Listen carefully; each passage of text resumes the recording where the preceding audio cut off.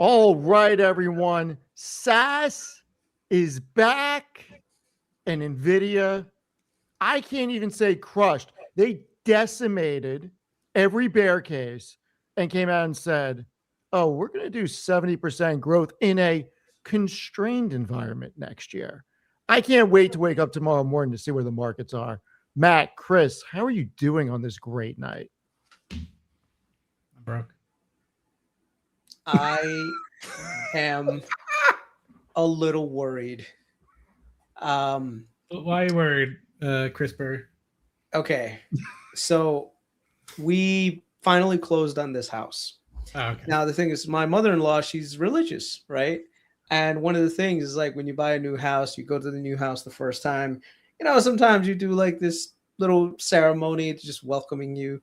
And the thing is, one of the things that you do is you draw like this swastika in front of the house, like in red dot. Well, it's this red like material.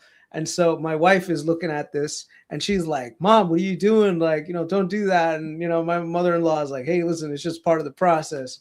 So I got this house that I just bought. There's like a red swastika outside. And so my wife's like, man, like day one, and the neighbors are going to walk by and be like, God damn it. We got racist Nazi immigrants, that just moved in. So Okay. I'm worried that You're the not, first day. let's keep it to stocks. All right. Let's keep it to stocks. No, I'm just saying. It's just I'm kidding. It's not that bad. Like it's not visible from the street, so it's okay. I'll clear it up tomorrow. But the point is, like, people don't really understand, like, like Hindus have been using the swastika way before the Nazis ever did. So, but yeah, I mean, I'm sure every person who's an Indian person in the chat, you know exactly what I'm talking about. And you've probably had to deal with the same exact thing if you're somewhat religious. So, well, we have no idea what you're talking about. So, you want to see it, or you want to get demonetized? I could show you. No. Nvidia. I thought that I was being a little too bullish, saying they were going to do 100% year over year. Okay. I came out and said 215 on EPS, 93.5 billion on revenue. They reported 96.2 billion in revenue, 105% in change. Talking about the fourth straight quarter of accelerating year over year growth. And on the earnings call, Jensen flat out said 70% growth next year in a constrained compute environment. Like, this is take no prisoners. This is an FU to every bear. This is an FU to everybody. And I got to tell you, I believe everything Jensen said. And maybe I'm too bullish because I own a lot of NVIDIA, but this is just backing up what all the hyperscalers have been saying. And the only bear case now is there's a concentrated spend in their customers, which no shit, Ed Zitron, we know, come on, basis points. Heard a rumor Zitron's going to be on the compound and Friends. They usually shoot Thursday afternoons. So if that rumor is true, they would have been shooting when these numbers dropped, and I can't wait to see what he says. But these numbers, I mean, I went through everything. I can't find a blemish at all. I mean, I thought the bear case was the majority of that compute is being redirected to Anthropic and OpenAI. And I mean, you've got OpenAI executives leaving, right? Which is not good. That could be something that you have to keep your eye on, because if we get a point where OpenAI IPOs, their numbers come out and it doesn't look like it's a sustainable practice, that means that there's going to be a lot of contract renegotiations and that RPO might shrink. And I think that could be a catalyst for a downward move on something like Nvidia. So I wouldn't say that the bears are necessarily wrong, but I'd say that they are way too generous with the timeline. And I think that's the problem with being a bear, that you can't just be right on the direction. You have to be right on the timing, because if you're not right on the timing, you're going to get blown up. Right. And the problem for the bears right now is Jensen just guided for $108 billion in Q3.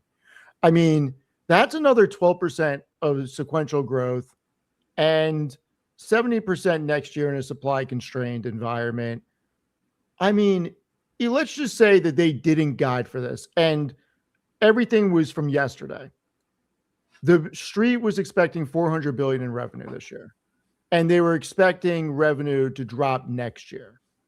Okay, at 400 billion, if they did 50% next year, that's another 200 billion in revenue, and that puts you at 600 billion.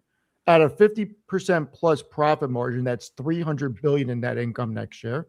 And then the following year, if it dropped down to 25%, you're talking about another 150 billion on top of the 600, putting them at 750 for 2028. And now they said that revenue's only going to drop to 70% next year. I mean, these numbers are insane. And then next year, what if they come out and say for 28, it's going to be 50%?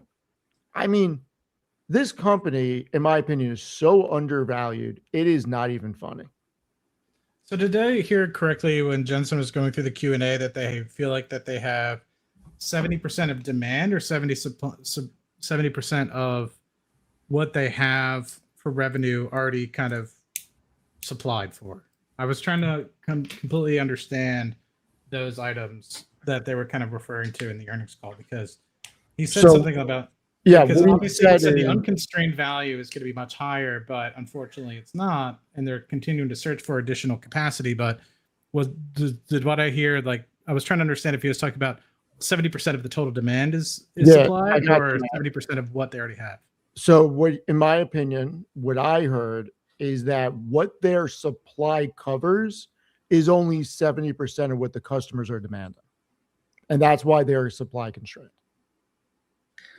Someone said Chris bought a house, Matt bought a Porsche. What is Steve going to spend some money on? Steve is buying a milk farm, guys. He's going to be a dairy producer. He's going to be supplying fresh milk to all the restaurants in New York City. Steve will be buying absolutely nothing at the moment. Maybe new Pokemon cards or something. Well, but that's always, I buy those every month, so that's normal investment. Steve's buying nothing at the moment. No, you know what? Steve may buy SpaceX. Okay. Oh yeah, that's not a bad idea. It's not may buy SpaceX. So yes, they are only expected that their supply will cover 70% of what their customers are demanding from them, and this still is anticipating zero China revenue, which is wild. I mean, these numbers were so good. And the AWS partnership expanded with 2 million additional GPUs deploying from this quarter through Q2 of fiscal 2029. And I think that was one of the most important parts, because Amazon is making such a huge move into the TPUs with Trianium, and they're now deploying 2 million additional GPUs on top of the original buy from Nvidia, plus Vera Rubin CPUs. I mean, this just goes to show you how big the TAM is, and TPUs and GPUs can live together. I'm going to take... Sorry, go ahead, Matt. I was going to say, the thing that I was most surprised about that they said on the call, which makes a lot of sense, is I personally always look at this from the hyperscaler perspective. The Alphabets, the AWSs of the world, the Microsofts of the world.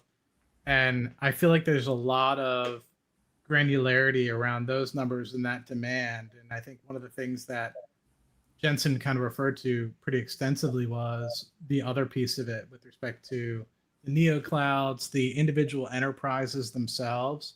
And this is something, just because I struggle with this too.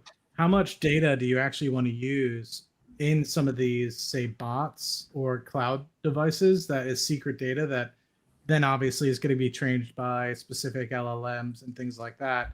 You actually want to start to do things on-prem again, which, Steve, I know is kind of like insane to think, right? We just spent the last 20 years going off-prem, and now we're kind of like bringing things back on-prem. But how much of the enterprise is going to actually be a surplus of that additional sort of capacity? Because one, they don't want to necessarily have to rely entirely on, say, a cloud provider or a hyperscaler for some of these things. And they also want to maybe train their own internal LLMs that might be specific towards a particular industry. So anyway, just some thoughts. I think CPUs, GPUs, whatever, I think that story is more played out. I think you'll get market level returns with that. But I think the memory part of the conference call was probably the most bullish to me. Like, did you guys see that? No. What the comment was? Let me just bring it up so we can see real quick. Take a look at this. So this was the part in the earnings call that got me the most. It said, looking ahead, our preliminary expectation for fiscal revenue will grow 70% year over year. Although we'll work to close the supply demand gap, we expect supply to remain bottleneck at least through the end of fiscal year 2028. Many of you have expressed concerns regarding gross margins as component costs have risen.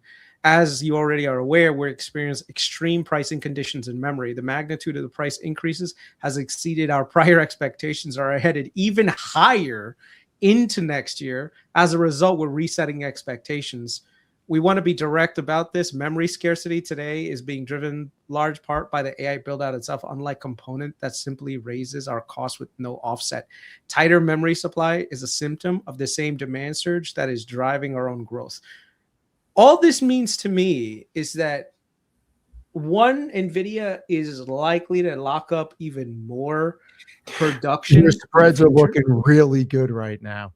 Oh yeah, they're Your tremendous. spreads are looking really good. Yeah. The thing is, I think the memory capex cycle is going to get elongated. Like, I'm not saying memory capex, but the memory growth is going to be elongated further. So I think memory is in this weird place where everyone kind of just sold it off after the whole Leopold situation. And that was a perfect time, in my opinion, to buy memory, because there wasn't any indication that memory had reached its like peak at the time, even though it was starting to get like really, really overbought. And then you had this like liquidation event that was nothing to do with the fundamentals of the, like, I'm structurally bearish on memory long term, but that doesn't mean that like in the short to medium term, I think that, you know, there aren't opportunities for these quick bounces, right? And so I think there is a very good chance that we see a surge in memory stocks over the next 6 months, you know. And I think the positioning that people should have isn't necessarily just go into the GPUs, especially with Nvidia trading at already a $5 trillion market cap. I think if you look at the operating cash flows, the amount of buybacks that like Micron is going to do, like Micron's like 80-90% of their cash flow is going to go back into buying back shares at a PE of what? Like a single digit PE? Do you know what that does? Yeah, the funny thing about Micron is the entire bear case was memory cyclical. It's like, yeah, no shit it is. But this time, that cycle is going to get extended. Like at some point, they're not going to be able to grow. And at some point, their revenue will fall off. But that some point keeps getting pushed off. And it may not be for 5 years. Like this may not be a typical DRAM boom bust cycle that lasts for a year and a half. I mean, I think we're seeing a lot of evidence that this cycle for memory has a lot of legs, and 3 to 5 years is very realistic, if not longer. Yeah, the other thing with it too is that unlike, so like right now, everyone is afraid that, oh, in the future, you know, like these TPUs are going to become, you know, a bigger part of the CapEx spend. Then you've got like Meta coming out with like the jalapeno chips that OpenAI was like, you know, deifying the other day. You've got Broadcom and Marvell and AMD. No, what did he say? He specifically addressed it. He's like, good. He's like, I don't think it matters. He's like, it was on Kramer because Kramer straight up asked him and said, you know, if somebody did that to me, I would take it personally. He's like, no, it's all good. Yeah. We make the best chips. It's not, bro. Screw that shit. Jensen is pissed as hell, bro. But I think Jensen is playing it smart by saying, look, I can use my balance sheet to lock up all the supply, because the thing is, this is what the situation is happening. Okay. And people in the chat, I'd love for you to comment on this because I think I want to get your feedback. You've got GPUs with Nvidia. Great. Amazing. Then you've got TPUs with Google. Then you've got AMD doing their thing. You've got Marvell working with other guys to do other things. You've got Cerebras doing it. All of these guys are doing all of this extra stuff, right, for the compute. The problem is memory. all of them are facing memory bottlenecks right now. So this is where I think the real opportunity, believe it or not, is actually memory, because memory got bottomed out and now all of a sudden is probably going to be able to extract even more margins. And now the biggest bottleneck for these guys is memory. So what does that mean? That means that Micron can say, listen, I know last year's price was X. I want 3X for any compute capacity for the next year, right? Or even like the next 5 years. So I think that visibility, that increase in visibility, will probably mean that there will be people that are comfortable enough to buy Micron and SK Hynix and Samsung where they are today. So as I'm bullish on Nvidia, don't get me wrong. I'm just more bullish on the memory trade right now, being a great mean reversion bounce back to the 1200s. Does that make sense, roughly? I mean, I've been saying Micron's undervalued. I actually put a buy rating on it on Seeking Alpha last month because I think it sold off way too much. Matt, what do you think? With respect to Micron, yeah, I mean, I don't think that we're out of this circle yet. And inflation is just going to continue. And from what I'm seeing, people are still willing to pay up for it. And based off of what Jensen said, if this is true, even today's prices at which they're buying GPUs, the rate of return of those are still, or the payback period is still within a year. And if that's the case, we have yet to see, I think, the end of this bull cycle. And unless some other sort of financial or macroeconomic headwinds transpire, I just don't see. I mean, if you ask me, if I could get an investment in less than a year, rate of return, payback period, I would do it hands down, right? And so it just doesn't make sense to me at what point. And so being able to trickle down and feed the additional memory costs down, it's probably just going to be a piece where every quarter or every 6 months they just continue to top up and top up and top up. And unless you get a massive increase in total capacity with respect to memory, it's just going to be something that continues. And I think they had some really good color on that with respect to the Q&A section about how originally things were, a couple $1 billion for a gigawatt. Now they're talking about $60 billion for build out costs for a single gigawatt of factory, of which a lot of that for Vera Rubin ends up going back to Nvidia, like 50 to 2/3 of the cost if they're outfitting with Nvidia chips, it seems like. So I don't know. And a lot of that, obviously, capital goes towards memory as well. So I don't know. I'm bullish on it. I think that there's still an opportunity. I took a private placement in a memory thing. I can't obviously talk about it until it's potentially closed and announced, but that's part of the reason. I mean, I don't see this cycle ending anytime soon. And so any ability to continue with, obviously the discussion today was a slight drop in gross margins because of the cost of memory. But if you're able to shave off, a couple percentage points, it's going to be massive. And the opportunity for investing in memory is going to be key here. Yeah, I just wonder why everybody still, not everybody, but a lot of people still just don't want to believe the smartest people in the room. And the smartest people in the room are not at one company. You're talking about unilateral across all of the CEOs and all the companies that actually are shaping how technology is utilized. And the bear case just, and I'm not saying that the market's going to infinitely go up, and I'm not saying that we aren't going to hit a recession at some point. I'm not saying that we aren't going to go down at some point. But to think that anybody, including myself, knows better than the combination of Jensen, Jassy, Sundar, Zuck, Nadella. I mean, it's really hard. Elon, throw Elon in there. It's really hard to fathom that all these guys, they are captains of industry. They're the ones shaping technology. And yet we have people debating, trying to contradict what they are saying and what they are putting up on numbers. And I just don't think that's the right way to look at this. I think we need to look at this as, yes, at some point the growth rates are going to slow. But what does that slowing growth rate translate to with profitability? And what does it translate to with buybacks? And what does it translate to with earnings? And at what point does it go negative? Is it 3 years? Is it 5 years? Is it 7? Nobody knows. Let's just call a spade and say these numbers are incredible. And for right now, it doesn't look like this is stopping. And these companies are going full speed ahead because there's no evidence that they're not. And I think that's what the street really needs to battle, because there is just no evidence. I mean, we look at what Nvidia returned this quarter, 26 billion in a quarter, 20 billion in buybacks, 6 billion in dividends.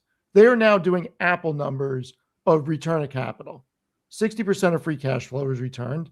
They got 99 billion on the buyback. And the guide for next quarter was incredible. They gave a guide for the end of the year. It was incredible. I mean, it's really hard to say anything that is contradicting what all these CEOs are saying. Take a look at this real quick, just from the technicals on Micron real quick. So this is the technicals for Micron. So you can see like this was the near-term peak, and you can see like MACD was just really up there, and you can see that it started to kind of move down, and this was that Leopold move down where everything was like forced selling. So you saw these continuous candles going back and forth, and this is where everything bottomed out, literally July 29th. And since then, MACD's been crossing over and has been going higher. It's after this Nvidia news, I think this thing is going to bounce back again. This is literally Micron is sitting at that 50-day average.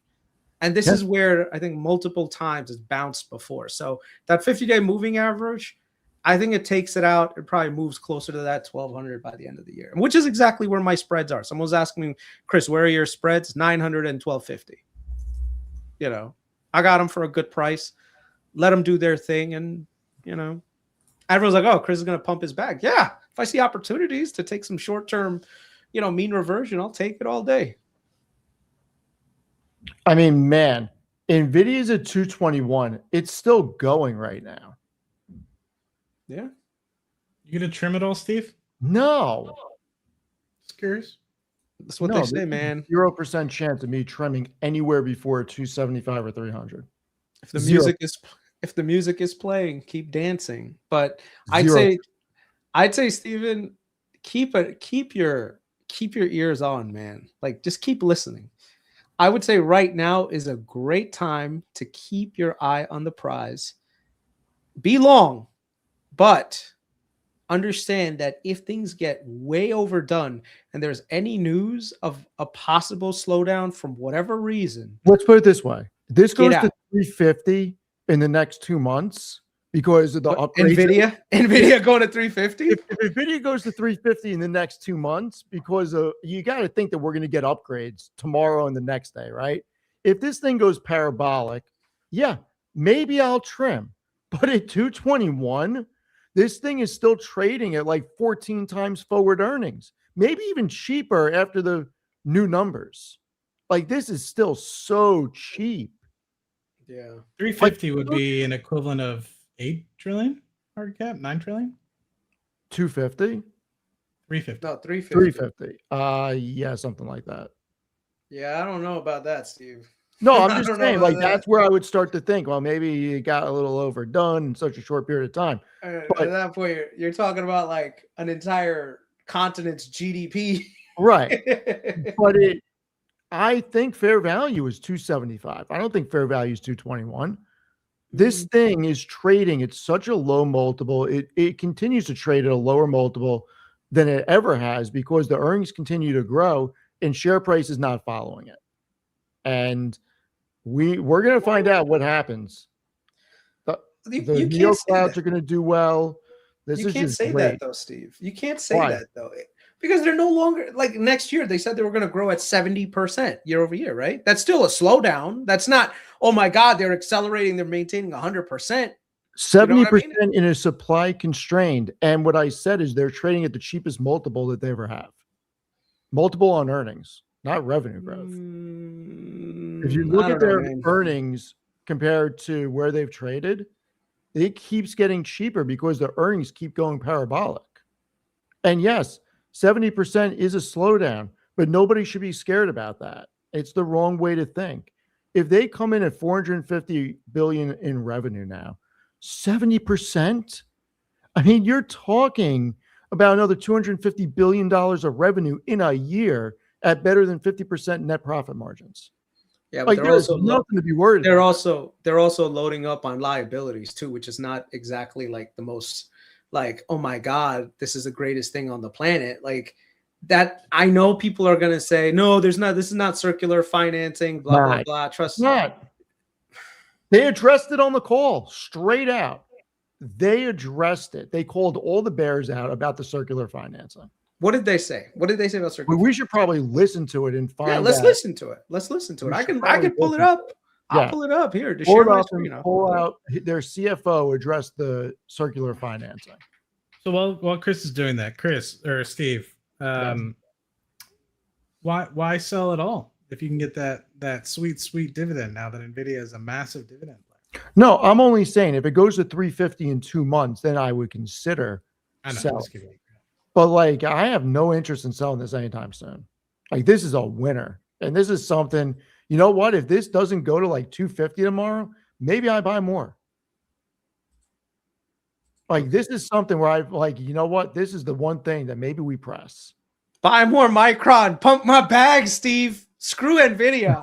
Micron, baby. Want me to dump money into Micron. That's right. Get into my spreads, bro. That's the way to go. This is the Frontier way. AI labs have extraordinary demand for training and inference compute, but they are growing faster than what their balance sheets and credit profiles can support.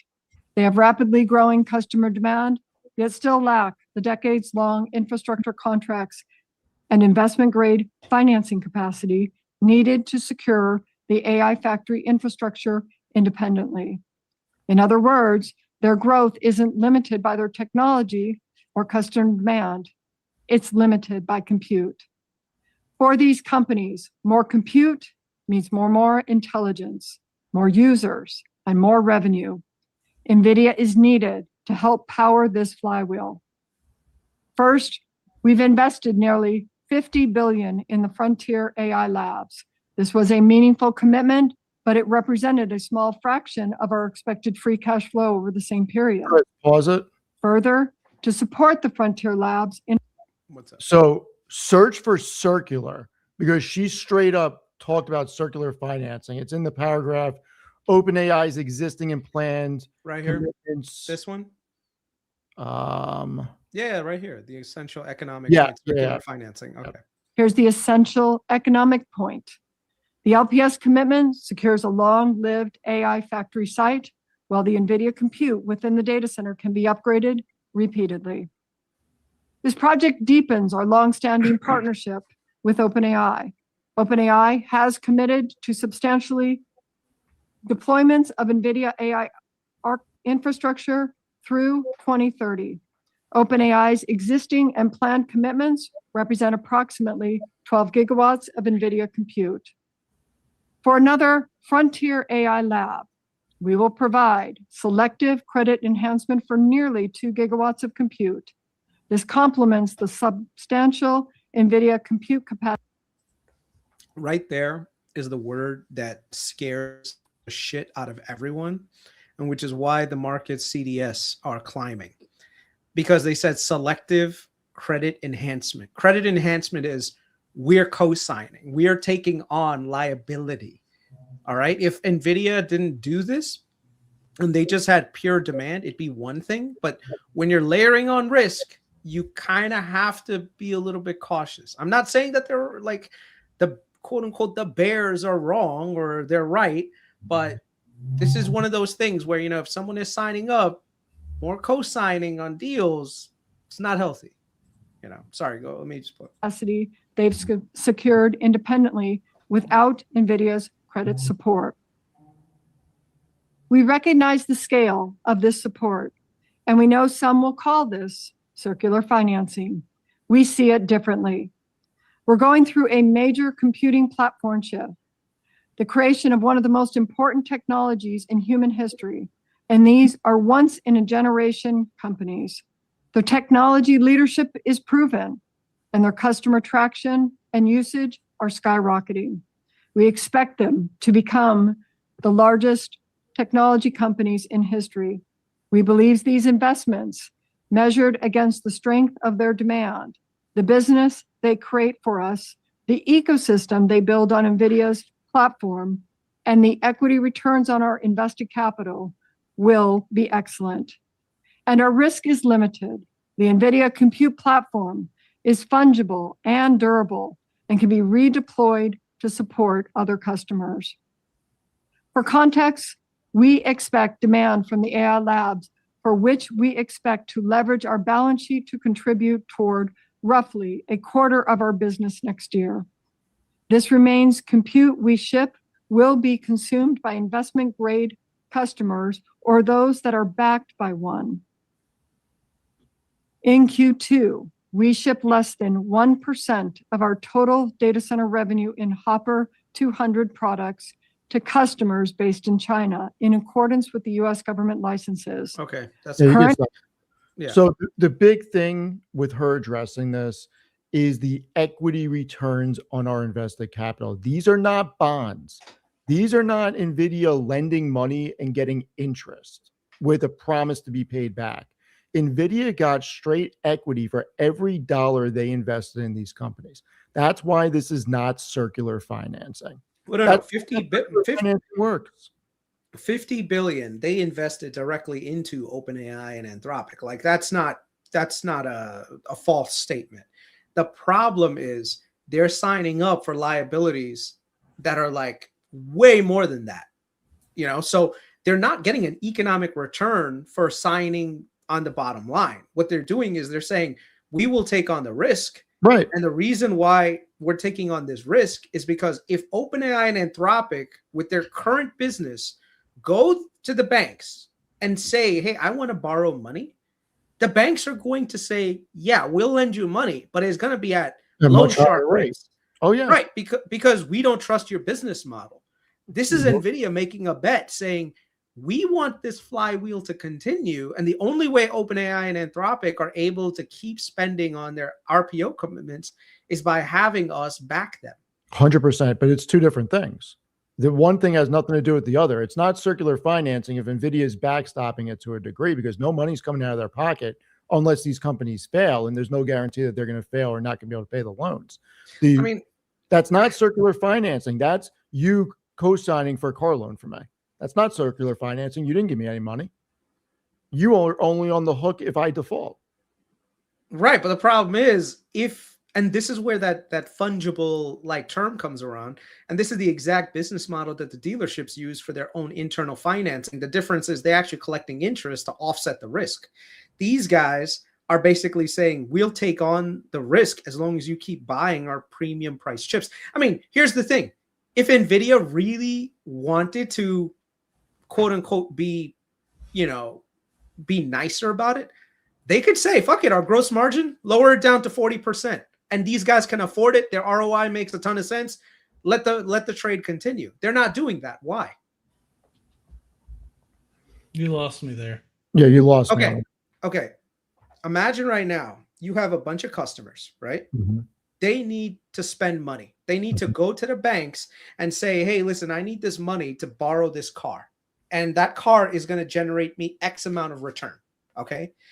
The bank is going to say, okay, what does your current spend look like versus your current income that's coming in? Now, if your spend is super high because you're buying a Mercedes to deliver pizzas, the banks is going to say, no, I'm not going to give you a loan. But if you lowered your price of that car from a Mercedes price to a Toyota price, the bank is going to say, your unit economics are just fine. Here you go, OpenAI. Here you go, Anthropic. Here's the money. But they're already in a supply constrained world. So why would they do that? I'm not following. Supply constrained how? They're only supply constrained because NVIDIA is creating the supply constraint right now by charging so much. No. Yeah. No. Yeah. No. That's Yeah, not why, I'm telling Chris. you. They physically can't make more chips. They don't have enough chips to supply the demand. That is what supply I constraint means. I don't think that that's the right. I don't think that's the right Every hold on. every All right, CEO. Give me some rep here. Mhm. Jensen literally on the call said, "We are in a constrained world. We only have the ability to supply 70% of the current demand. Therefore, if they had the capacity to supply more, they would." Right? In addition to Andy Jassy No. and in addition to Sundar, both saying on the conference calls that they were not able to stand up as much data centers because they cannot get access to chips that they need. That is a No, supply constraint. this is a sort of a chicken. What came first, the chicken or the egg? It's that question. Their Is it? only supply Is it though? it is. The reason why they are the reason why we're supply constrained with regards to chips is because on one hand, you've got literally the hyperscalers all building out at the same time with economics that don't make sense. If right now the economics made sense, right? You wouldn't need to have Nvidia do all this extra shit. Right now, the build out is happening because everyone's like, oh yeah, you know what? We'll just spend the money. But here's the thing. If you actually did the market price of Nvidia without these backups, OpenAI and Anthropic would have said, you know what? We are not going to spend as much. We're going to elongate the cycle, and we're actually going to raise prices on that token compute to have the market support what the current actual demand is. So right now you've got OpenAI and Anthropic subsidizing the, like, here's my question to you. Do you think OpenAI and Anthropic are making money right now? Like profit wise? I mean, there's no way to know. We don't see the books. They're not public. Right, but We I'm have just no saying, way to know. what do you think? Do you think that they're making money? I would think that OpenAI, I would think, is losing money. Right. I have no Clearly, idea they've said they're losing a ton of money, right? Why are they losing a ton of money? because they're spending a ton of money and they never said they were going to make money before 2030. And No, it's built into because the they're model. not. It's because they're not charging enough to make that money back on the No, spend that it's they. because that they are front loading everything they have to spend to build out their company. These are the biggest spends. Right, but why in can't technology history. OpenAI? Well, why can't OpenAI say, you know what, it's going to cost $50 per million tokens?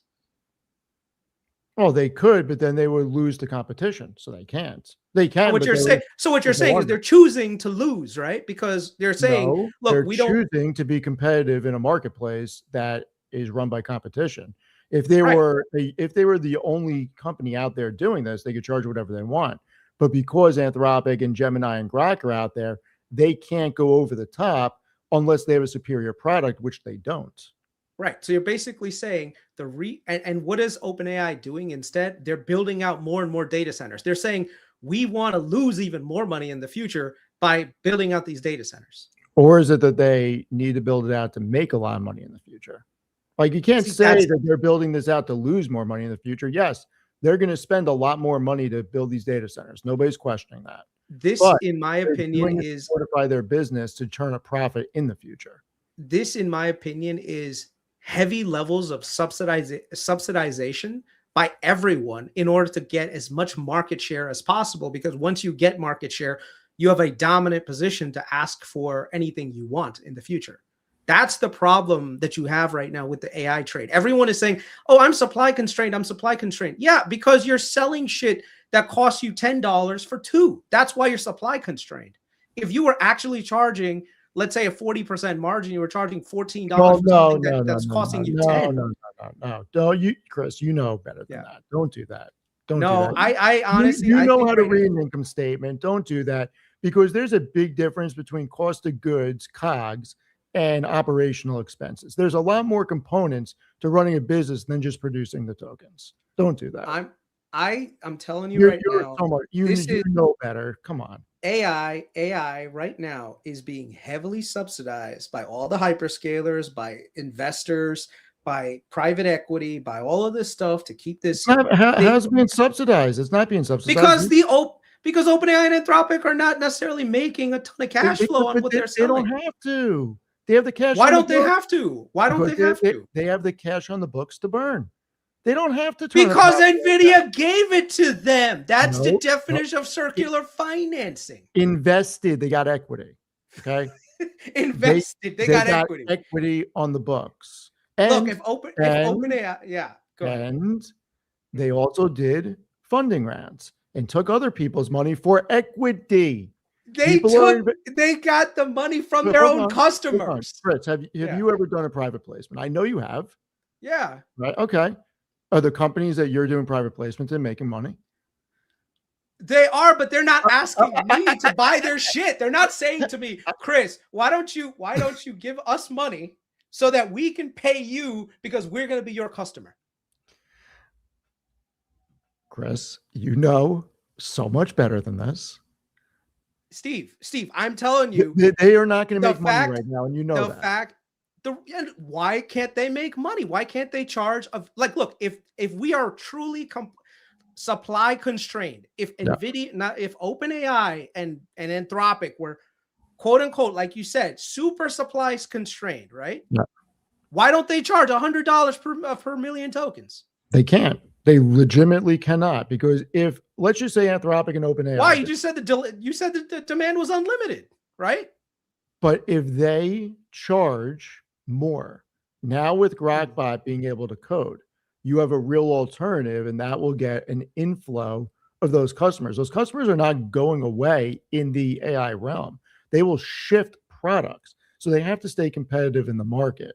And in order for OpenAI to catch up to Anthropic, they know that they have to spend more. In order for Anthropic to catch up to whatever OpenAI is going to do, they have to spend more. And Gemini, for that to get better to actually compete, they have to spend more. We know Elon's spending, and we know Grok has gotten better because he wants to compete. And these companies, put Google aside, is that they're a much different beast.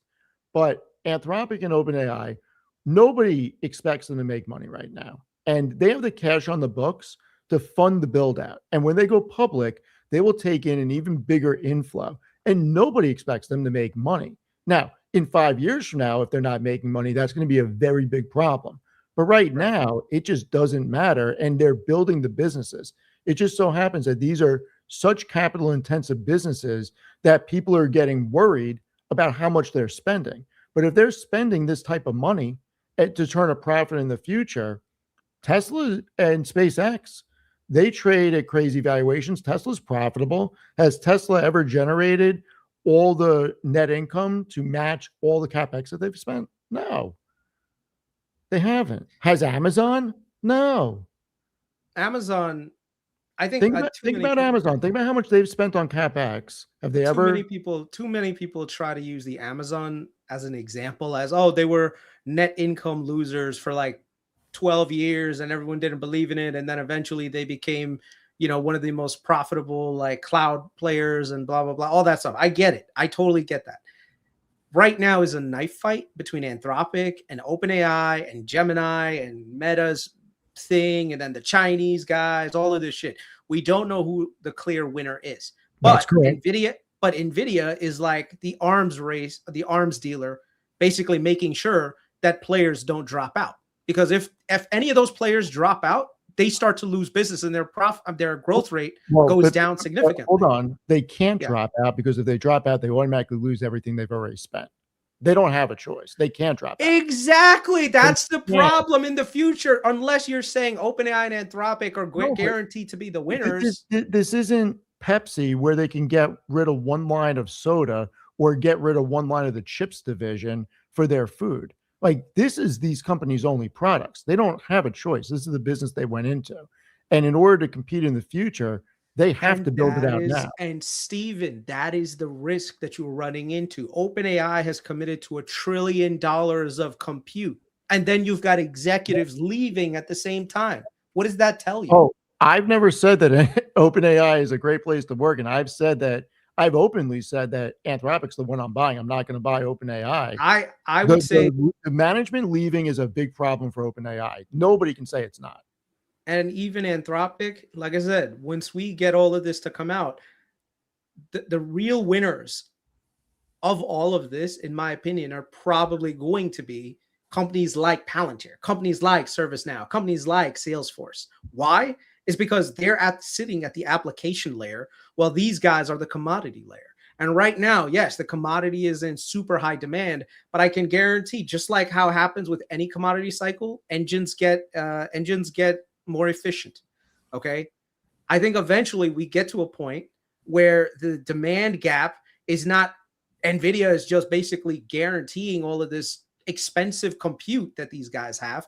And the real value of the tokens actually end up getting expressed into the market.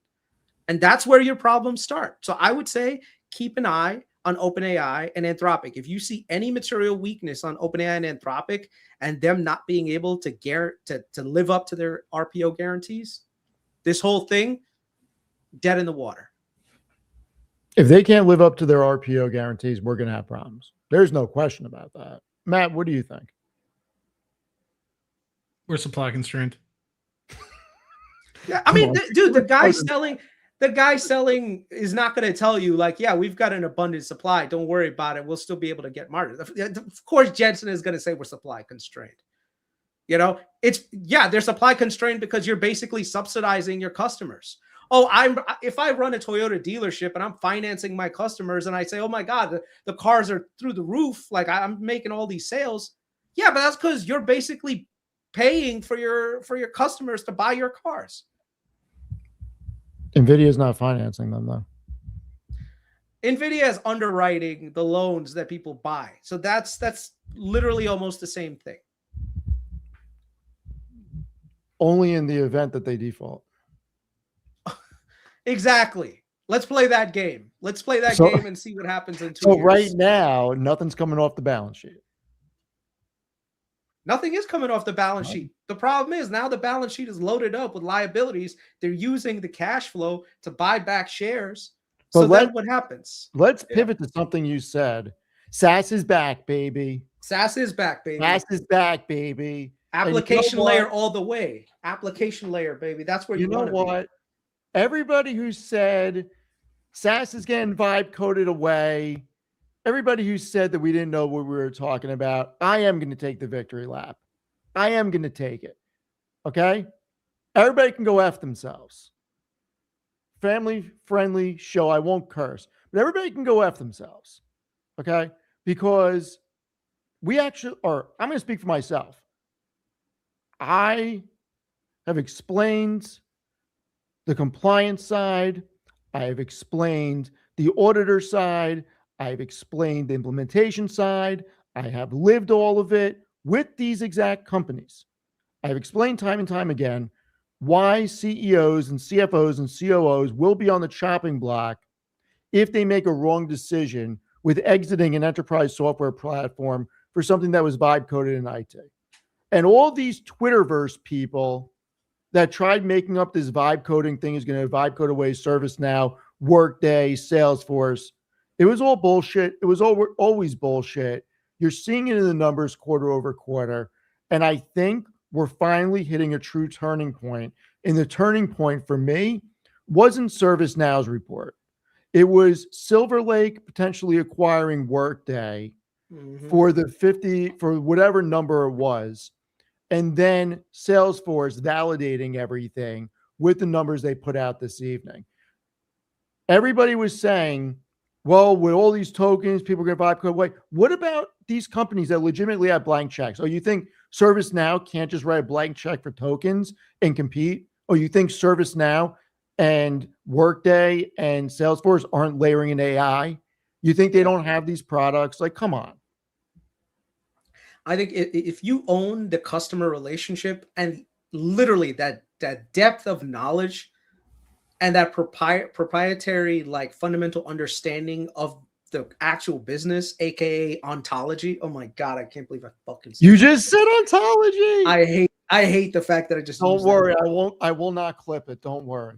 Okay, that means you will clip it. No, I'm not going to clip it. Don't worry. Okay, yeah. If you have that, you basically are in a very, very strong position not to be replaced by some dickhead. I'm sorry. I need to stop here. That just comes to your organization and says, hey, I can build you a Salesforce. I could build you a Workday and basically code some BS that one can't be addressed for security at the same level as these guys who've got like literally the deepest moat around the regulatory area, the cybersecurity portion, everything literally for decades of relationship building and all the how not to do things and how to do things. It just, the idea that SaaS was somehow going to just up and leave and then there was going to be seat compression. And I'm like, you guys realize that AI is just going to add a level of value on top of what they already have. And most of these guys end up going to go into a hybrid model where you're going to get an entry level seat, like per seat price, but then you're going to have a consumption model where basically the companies themselves charge you like, okay, you use this much AI, no problem. Here you go. We buy wholesale from OpenAI, Anthropic, and whatever, and we sell it to you for retail. That's a great business. That's a great business. Matt, I want to get your thoughts. I just want to say one thing because there's a comment I have to address. Yes, Salesforce customers have other options. There's no question about that. And yes, the gap left for Zeta. I'm fully aware. What I am also fully aware about is Salesforce raised their fiscal year guidance to $46.1 billion to $46.4 billion, up 11 to 12% year over year. And the remaining performance obligations were up 11% year over year, $66.3 billion. So yes, customers have an optionality. Customers can switch. It's no different than if you're going from a Paycom or an ADP and an HRIS to a full ERP suite to a Workday, SAP, or an Oracle. It's no different if you don't like Oracle after 10 years and you go to Workday. Customers have choice, but these companies are still growing. Look at the underlying numbers and look at the RPO. Salesforce is growing. You may not like the product. You might use it at work. Guarantee that it's a lot harder to change than somebody voicing their opinion. Matt, what do you think about SaaS being back? SaaS being back. Well, before I give my thoughts on SaaS, I've been pretty quiet in the background and really just trying to understand where Chris is coming from. I don't understand where he's coming from in a lot of this. I would just encourage you, Chris, as much as I love you, to just have a good conversation with ChatGPT or Gemini about the return on investment in some of these things. They're outlaying $45,000 per chip. The revenues that they're getting are anywhere between $35,000 to $45,000 a year. The OpEx is pretty light, and so even on a fully equitized basis of buying these chips outright, the return on investment is going to be within, the payback period is going to be within 2 years. And then if you start actually levering, which is what a lot of these companies are doing, right? They're taking out 30, 40, $50 billion worth of debt. The IRRs jump up from the 25 to 35% range all the way up to 50% plus. And so, it's I'm just kind of curious as to why you think a lot of these guys aren't actually making money on an ops income basis with respect to this. It makes sense at the moment, even still with the value of some of these items going down, say 20% per annum. I mean, a lot of these large language models that you're able to get now, like Opus and things like that, you're charging $25, maybe even more per million tokens, and you could be making upwards of, in revenue what it costs per the first year to purchase. So with respect to SaaS being back, I mean, it's hard to say that you're going to leave a company that has had decades in a brand versus creating something internally that might be made without, like you said very brilliantly when you had the conversation with Chad on basis points, without all the SOC compliance, without all the regulatory check-throughs, without all these different things that maybe you don't even want to have internally. Like, you have to think sometimes it's good to be able to offshore these things to third parties or provide or have third parties doing them, because then you're not liable for a lot of these things. You want to be, in a lot of these cases, the expertise or the expert within your individual industry. You don't necessarily want to be worrying about CRM. And me, as an oil and gas guy, I don't really want to be worrying about health insurance. I don't want to be worried about CRM. I'm going to hire people in IT to be able to build those things internally, maybe for some of the things, but not necessarily the things like Workday and things like that. My capital, instead of providing it internally, is better maybe to just, if you think about it, invest in something like a GPU that's able to get me 30% IRR than trying to save a couple dollars on my op expense. So anyway, that's just kind of my thought. I think SaaS has never been dead. I think there's just a lot of people that are spooked right now. And I think also a lot of people are starting to just be fearful of software companies in general, just because a lot of the free cash flow margin has disappeared. And I think unfortunately some of that also has just been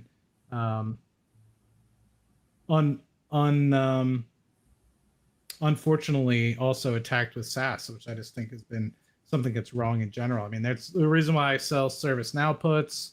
I haven't sold any CRM puts, but wouldn't have been stupid to sell CRM puts either. I mean, just ServiceNow below 100 was fucking stupid. So anyway, just some food for thought there. I'm a firm believer that these companies are going to continue to do well, and they have dozens of tens of thousands of engineers creating new products to be able to create that stickiness. So, Yep. Yeah, look, the idea that SaaS was dead was so overdone. It's one of the things I get annoyed about in this day and age. That would have never happened 10 years ago. But because of how connected everybody is, that narrative actually caught fire. Like it really did. That would not have happened 10 years ago. That's not true. We've always seen that, though. That was a Twitterverse thing that caught fire. That would have never happened 10 years ago because all these people would not have been able to start this vibe coding away. That wasn't started in the analyst community. 10 years ago, FinTwit wasn't a thing. We've seen these cycles so many times, though. Like regional banks are all dead, and then a year later they all come back. You know, after they're like the Fed steps in and basically guarantees their AOCI losses, and so that's fine. Then the market recovers. Then you had the scare with the health insurance companies who are all ripping. Right, last year we had the same thing. Like somehow no one was going to get health insurance anymore. Like it just, I feel like these waves of catastrophic terminal decline in an industry, they come in and they get really, really worked up. And the thing is, if you look at their business models, they're usually like up and to the right. And most of the time that they go down is typically like margin compression, but that margin is literally a temporary compression. So the unfortunate reality is a lot of people are going to say the same thing, in my opinion, with regards to the semiconductor business and say, look, you know, the fears that the cyclicality are overblown, but I'm going to disagree on that. I think eventually the cyclicality is going to hit. I just don't know when it's going to be. And I think the cycle just keeps getting elongated. You know, we'll see what happens. Yeah, eventually it's going to go into maintenance mode. We just don't know when it is. And that's always the case. I mean, I think you remember probably now 2.5 years ago when we had that conversation with the MIP privately, and I was saying that I think that this lasts 18 months and I want to get in, have a good 12 to 15 months and get out. And then I kept moving my target because the spend kept going and going. And I'm not seeing anything where I get worried until at least the back half of 2027 when we start thinking about what does 2028 look like. So I think we got at least 4 good, real solid quarters before we have to really start thinking about, okay, is 2028 another growth year or is this a maintenance mode year? And are we going to have enough energy to power all this? Is that going to be a bottleneck? And I think that that's something that does not get talked about enough with how much more natural gas we're going to need, what the grid capacity is going to be, and are they going to be able to stand up enough infrastructure to support these data centers? Yeah, I'm not in last. Someone's like, is Chris in last place? No, Chris is not in last. Chris is in the middle, you know, and believe it or not, I'm in the middle because I got too bullish on the AI capex. I thought we had another 6 months and we didn't. Me, Jason, and Amit got destroyed because we had a lot of AI exposure to the AI capex, which now with the draft coming along, we may actually be in a better position to capture that. Captain Sleepy Time got mostly SaaS, so he ended up actually doing really well. Dude, have you looked at his portfolio? No. It is so ridiculous. Like looking back, right now, the fact that he had last pick, okay? Look at what he accomplished with last pick. Yeah. I mean, that's because we all got into the AI trade continuing, right? Which, believe it or not, at the time felt like the right move, but he went contrarian, and that ended up helping His him. picks were taken. He wanted Broadcom. He wanted Nvidia. He wanted CoreWeave. Yeah, we targeted all of the stuff that he wanted because of you. You were the gang leader. You destroyed us, Steven. It's not Steven, I just want to let people know. Steven is the one that suggested that we ambush Tanner and take all of his picks. Okay. Basically, like Tanner wanted Nvidia, right? And Nvidia hasn't gone anywhere, right? So Tanner was forced not to get Nvidia. He wanted CoreWeave, but we took it from him, so he couldn't get it. Well, I took CoreWeave and Broadcom. Yeah, which the two that he wanted. You basically you helped him. You know, He could listen. He could have taken CoreWeave first. That was my second pick. Yeah, he could have taken that first. He chose not to. Yeah, Matt did good with his SpaceX short. That was bold of you, but it was actually the right move. It was a great move. Yeah, that's the second highest move up.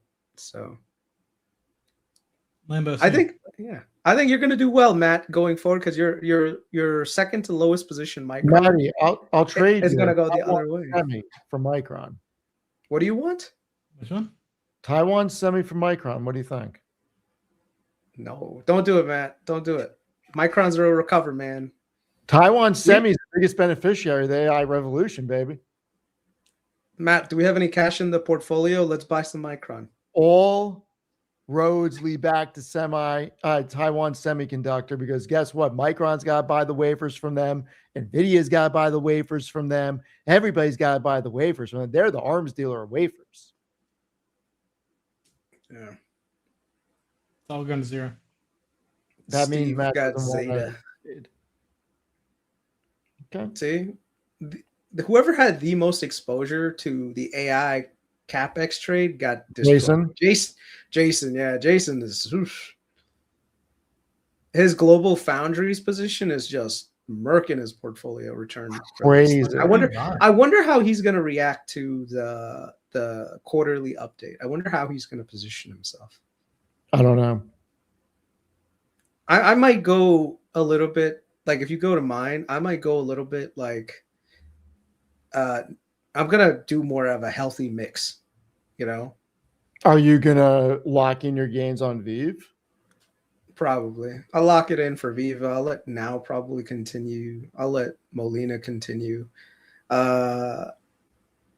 Fluence is so bottomed out. That's the problem with investing in super small cap. Like, this portfolio does not reflect my actual portfolio, with the exception of maybe like 2 of the names that are in there, or 3. But that's about it. I got cute. I'll be honest. I did not want to be in a position where I was going to have an entire like a portfolio that didn't have any momentum running the other way. So I kind of got a little too happy with trying to find the AI winners, and the AI bottleneck trade ended right after that weekend. That weekend passed and the AI bottleneck trade blew up. Yeah, I mean, that happens. And look, it's only 2.5 months in there. So I was down in last place for like 10 months last year. Yeah, and then Micron came in and just saved you. So anything can happen. Let's close it out with Meta. Not as bad as I thought it was going to be. Now, I need to do a lot of research. I'm not sure if either of you did. Can any of these states come back and resue them? Or is this the payout of all payouts? Because you know what? Meta. That's a great question. If this is the payout of payouts at 18 billion settlement, then Meta's going to 750. I said it. Meta's going to 750 if that's true, because this is either going to be a one-time, or they're going to structure it over 10 years. And at 10 years, 1.8 billion is a drop in the bucket. Even if it's one time, who cares? They can write a check.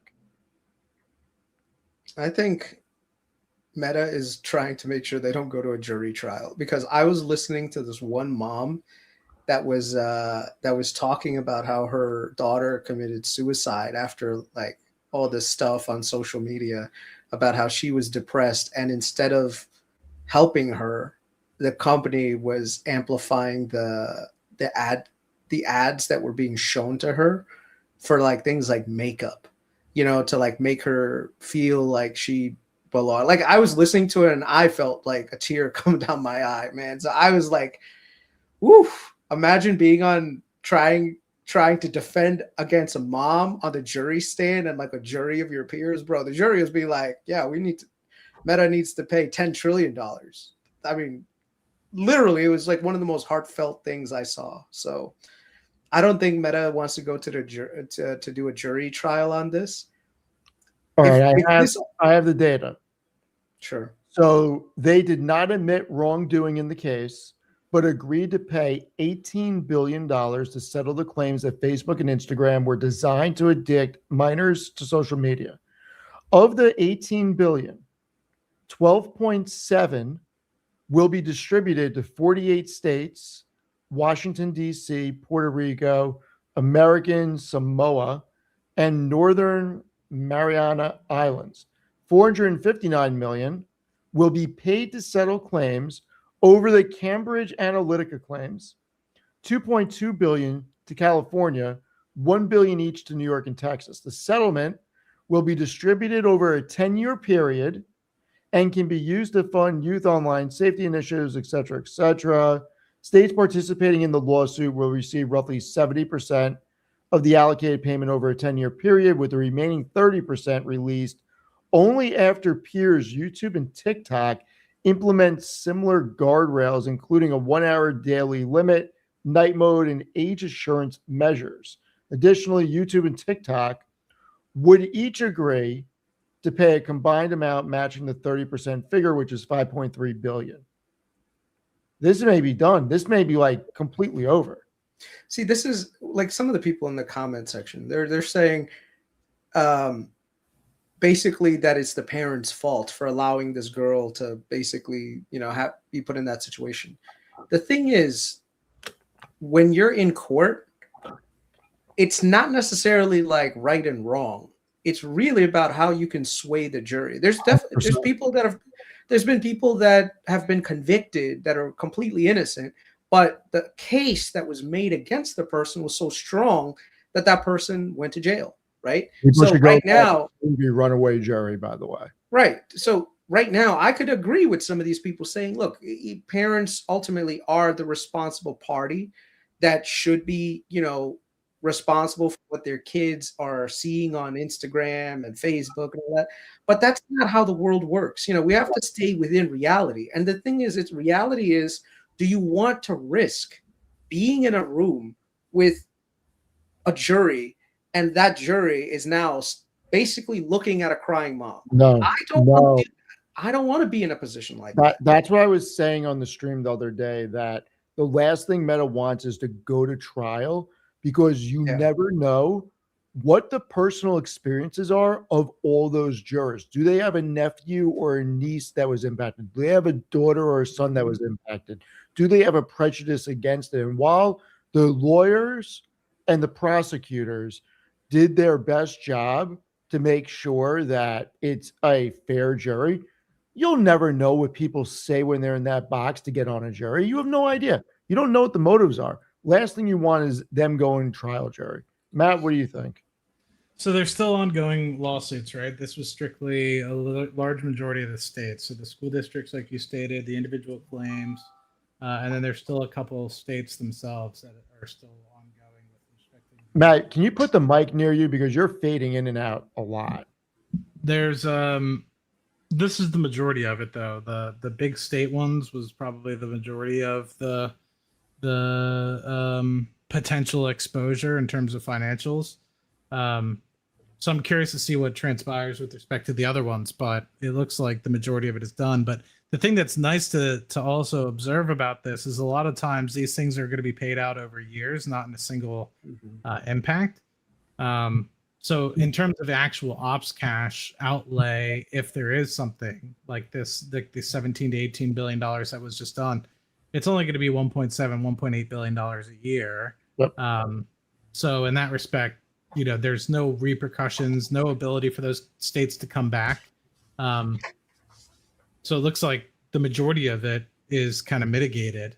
Although it seems like there's still some potential exposure to be, another 10, 15 billion potentially, depending on what transpires with the individual. But I'm sure they're going to settle just like this one settled.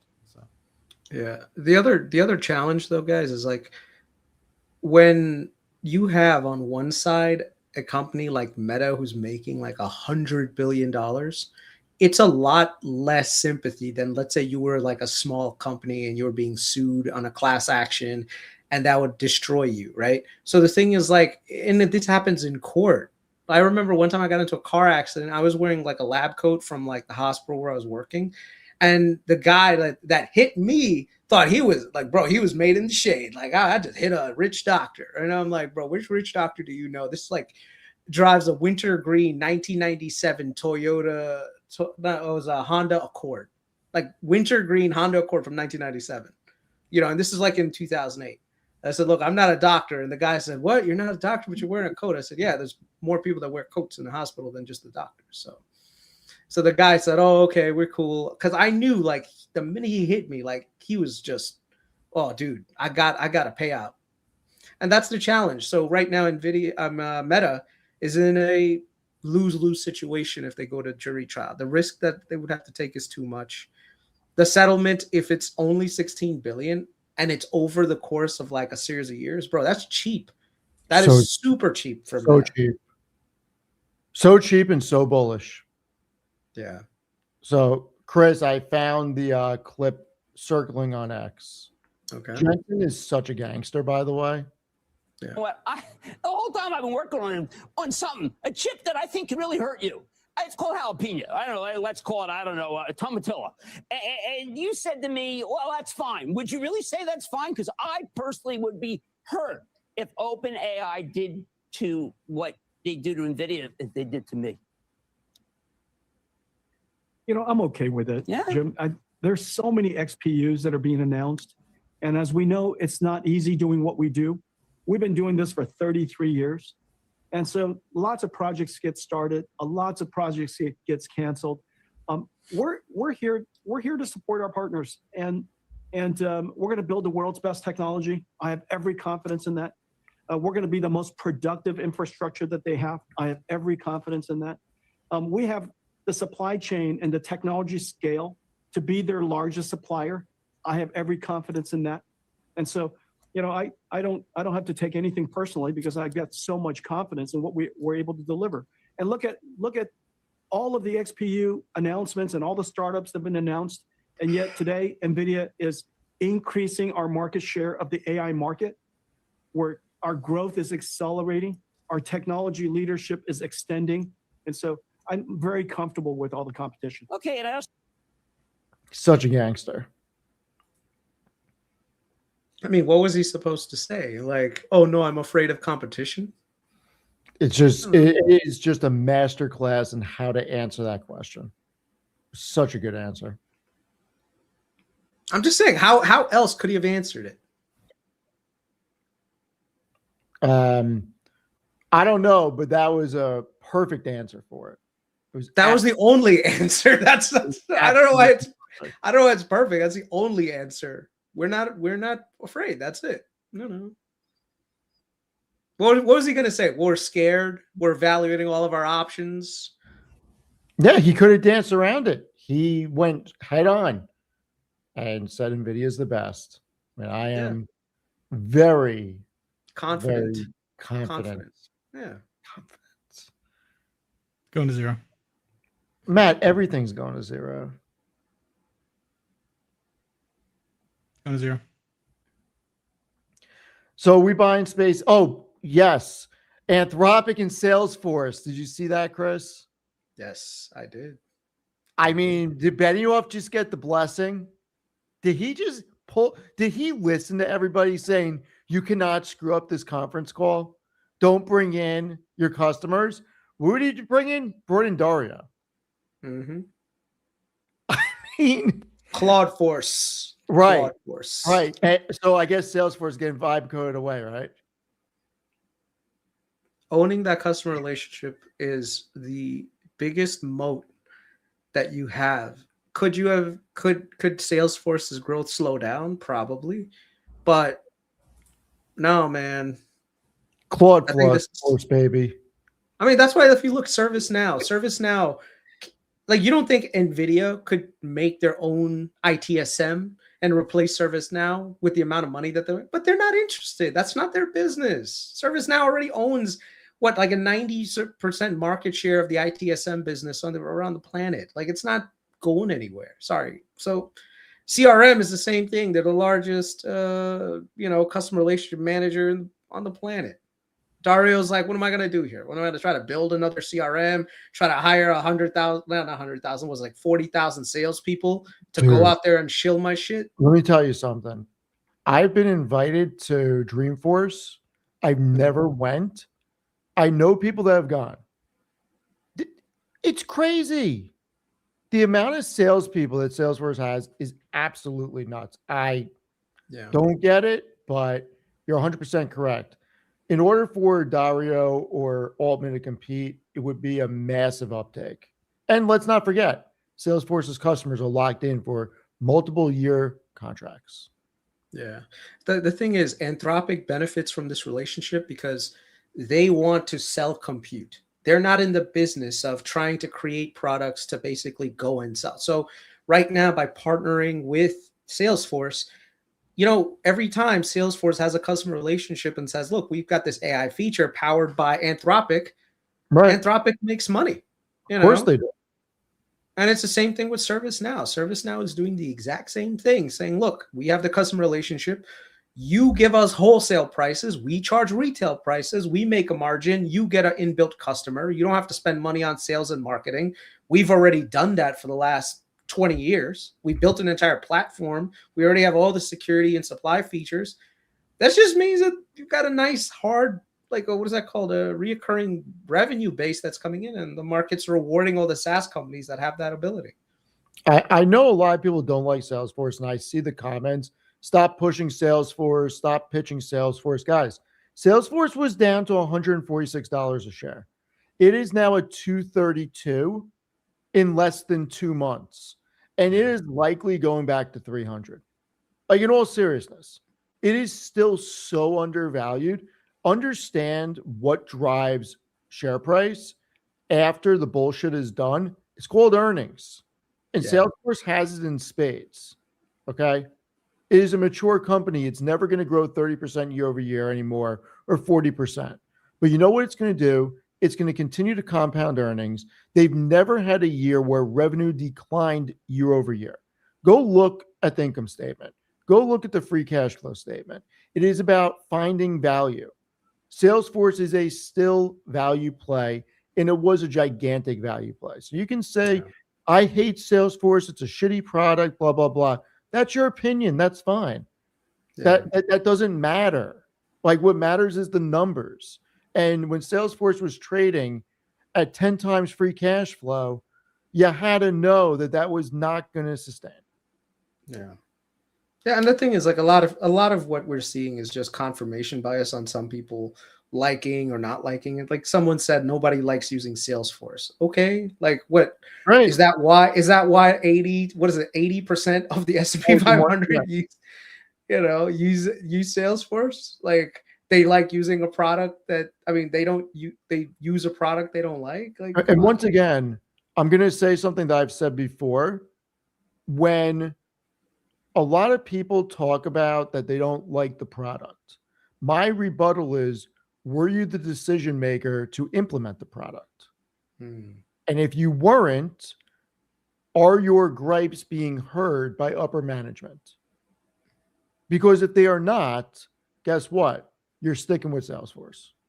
And in a lot of companies, and I would know, people hate there's people that hated Workday when we implemented it, but we implemented it. And the people that made the decision was 4 people. Now, it was with input from about 30 in a 4,500 person organization. But if you think that decisions are made by bringing everybody together and giving everybody a say, that's not how business works. In a 4,500 person organization, Workday, which was one of the biggest tackles that we had to do on an implementation stage, if not the biggest, and one of the largest projects, only 30 people were in the initial phase, and that got weeded down to 4 people at the end. Because you bring in the subject matter experts that do your HR, your payroll, your accounts payable, your accounts receivable, your learning and talent, et cetera, et cetera. You don't bring in 4,000 people to make a decision. You'll never get anywhere. So keep that in mind when we're talking about software, that people's feelings are just feelings. It is not representative of what Salesforce is doing or ServiceNow is doing or Workday is doing from a revenue and earnings perspective. Yeah. And ripping out a product like that and replacing it is extremely It's difficult. crazy. Extremely difficult.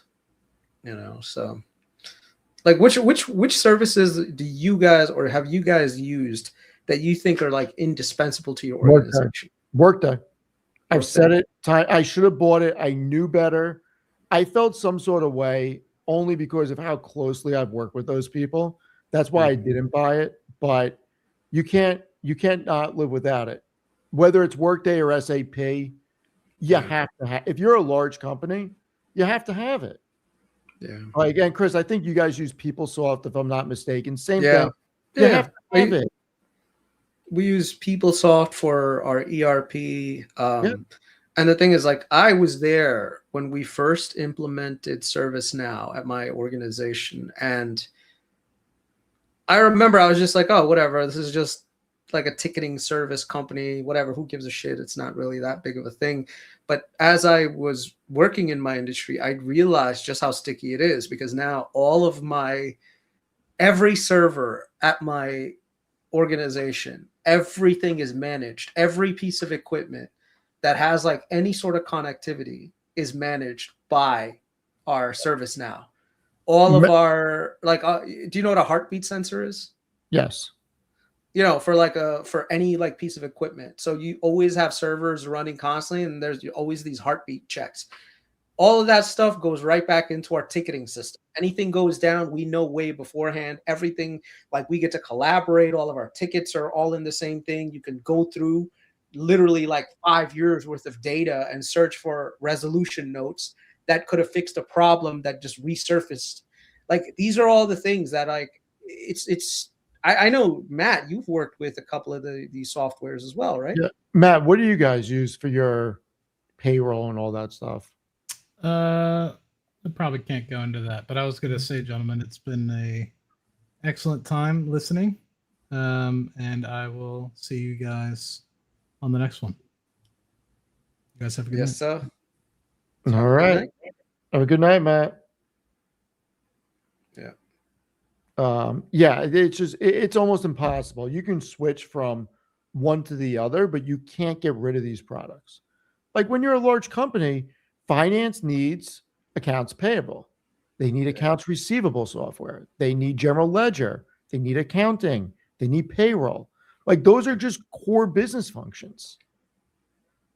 Yeah, a lot of small businesses, same thing. Like, that's where Intuit comes in, and they're just like, look, everyone is on QuickBooks. To get off of QuickBooks for so many businesses, it would be really, really rough.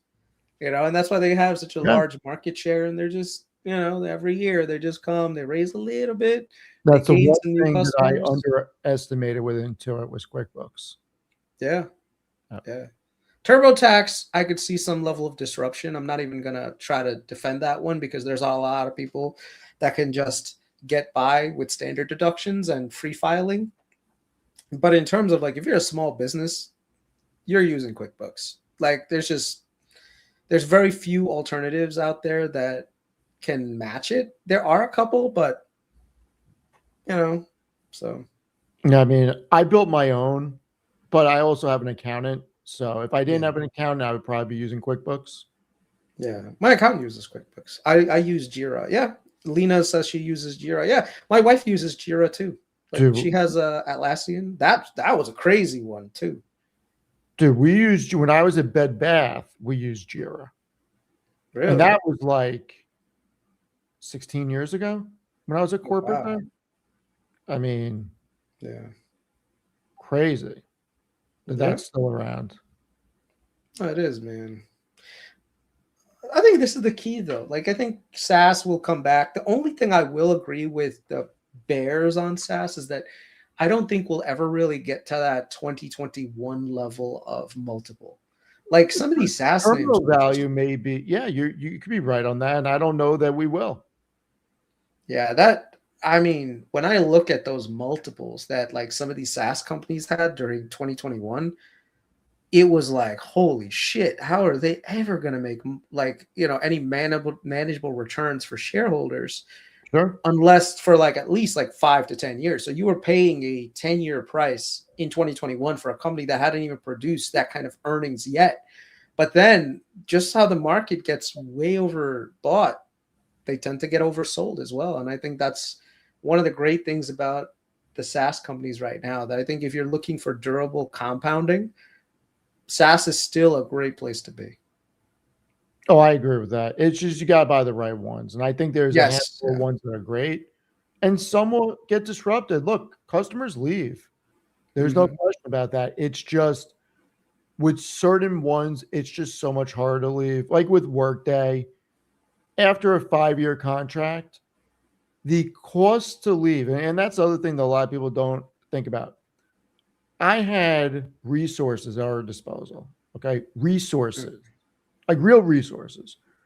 We still spent 7 figures on implementation through a consultant because you have to.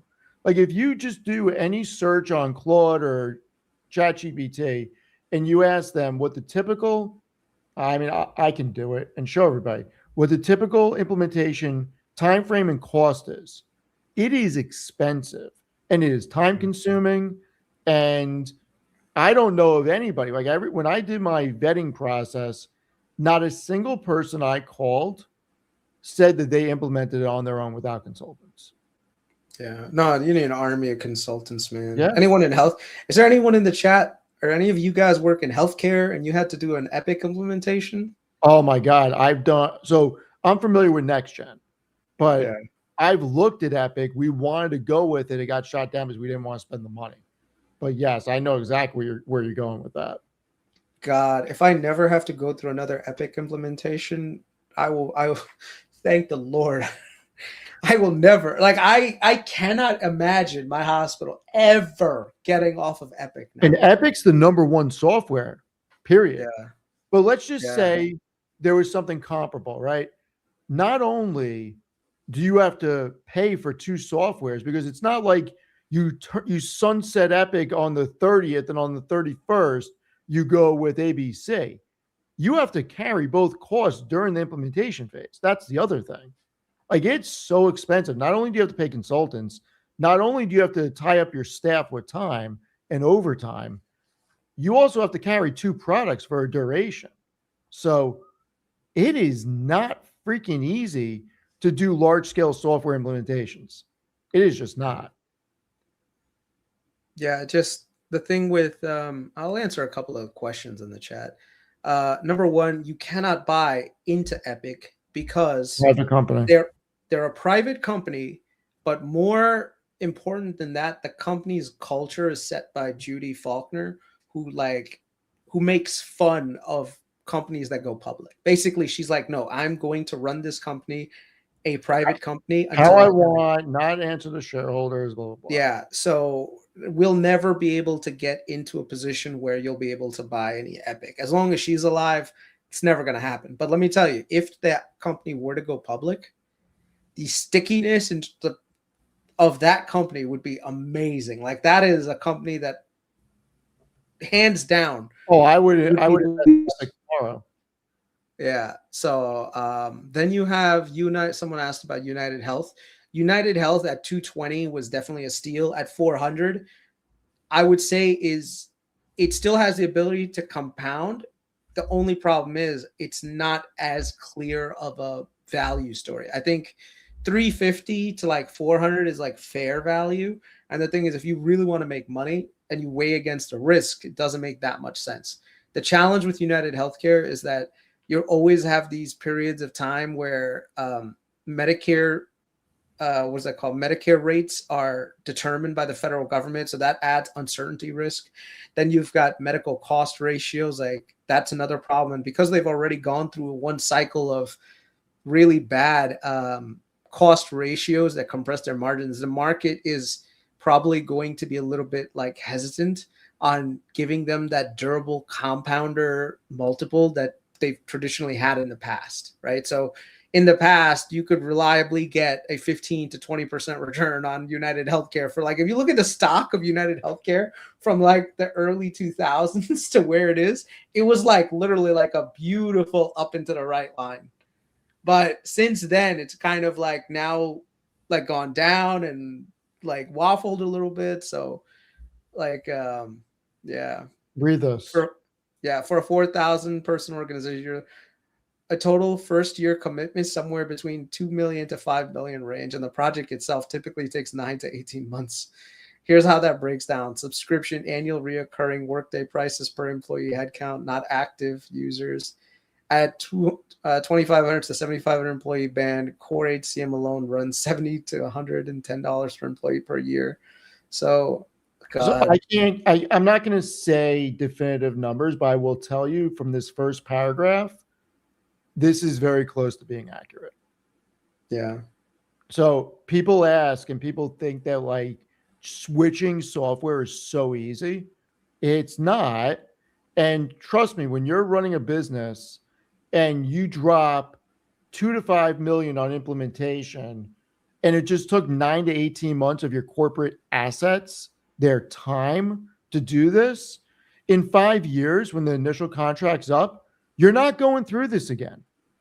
Even if half the company doesn't like it, because you're not dropping another $2 to $5 million to do it. And that's for a 4,000 person org. Imagine what a 100,000 person org is to implement this, and what the first year commitment is. Yeah. Someone said Epic is huge in NYC health industry. Most of the big places use it. Yeah. Mount Sinai, NYU uses them. All the New York City public hospitals use them. I don't know anyone in the city that uses Cerner right now. Like Cerner is a competitor to them, but I've seen way more transitions from Cerner to Epic that I don't think I've ever seen an Epic to Cerner roll. I've always seen the other way around. Yeah, no, I have never heard of that. I've only heard people moving to Epic. Yeah, I'm trying to think if there's any hospital system that switched out of Epic and went to Cerner, and I can't think of one. I haven't heard of it. And yes, I used Fable 5 Max to do that, because I use Fable 5 Max for everything I do. Because why not? Isn't that expensive? Like, No. what are you doing? I pay the $200 a month. I don't run out of tokens. You mean at $200? No, hold on. Yeah. Fable 5 Max, Yeah. they use credits. Are you No, they paying don't. credits? No, they don't. What are you? No, they are. They're charging No, you they're not. credits. Yes, Nope. they are. Go to your thing. Go to your usage. I want to see your usage, please. I'm telling you, it's not. Go to your usage. I want to see. I'm not. I don't want to go. All right, hold on. I'll go to my usage. Hold on. But no, it's not using credits, and I can show you why. Because when you go to Fable 5 Max and you go to effort, you can switch it to Max. Right, but Max it's using excessive tokens, resulting in longer response times and may hit token limits. It's not. Doesn't it charge you credits? No. I'm getting my messages like it charges me credits. Like, hold on. Yeah, because Maybe you're it's you're probably not on the $200 plan. I'm not on the $200 plan. That's I don't why. need that. I'm on the $200 plan. I will use my tokens however I want to use them. If I want to play tic-tac-toe with it on Fable Max, I will. See, look. So let me share my screen.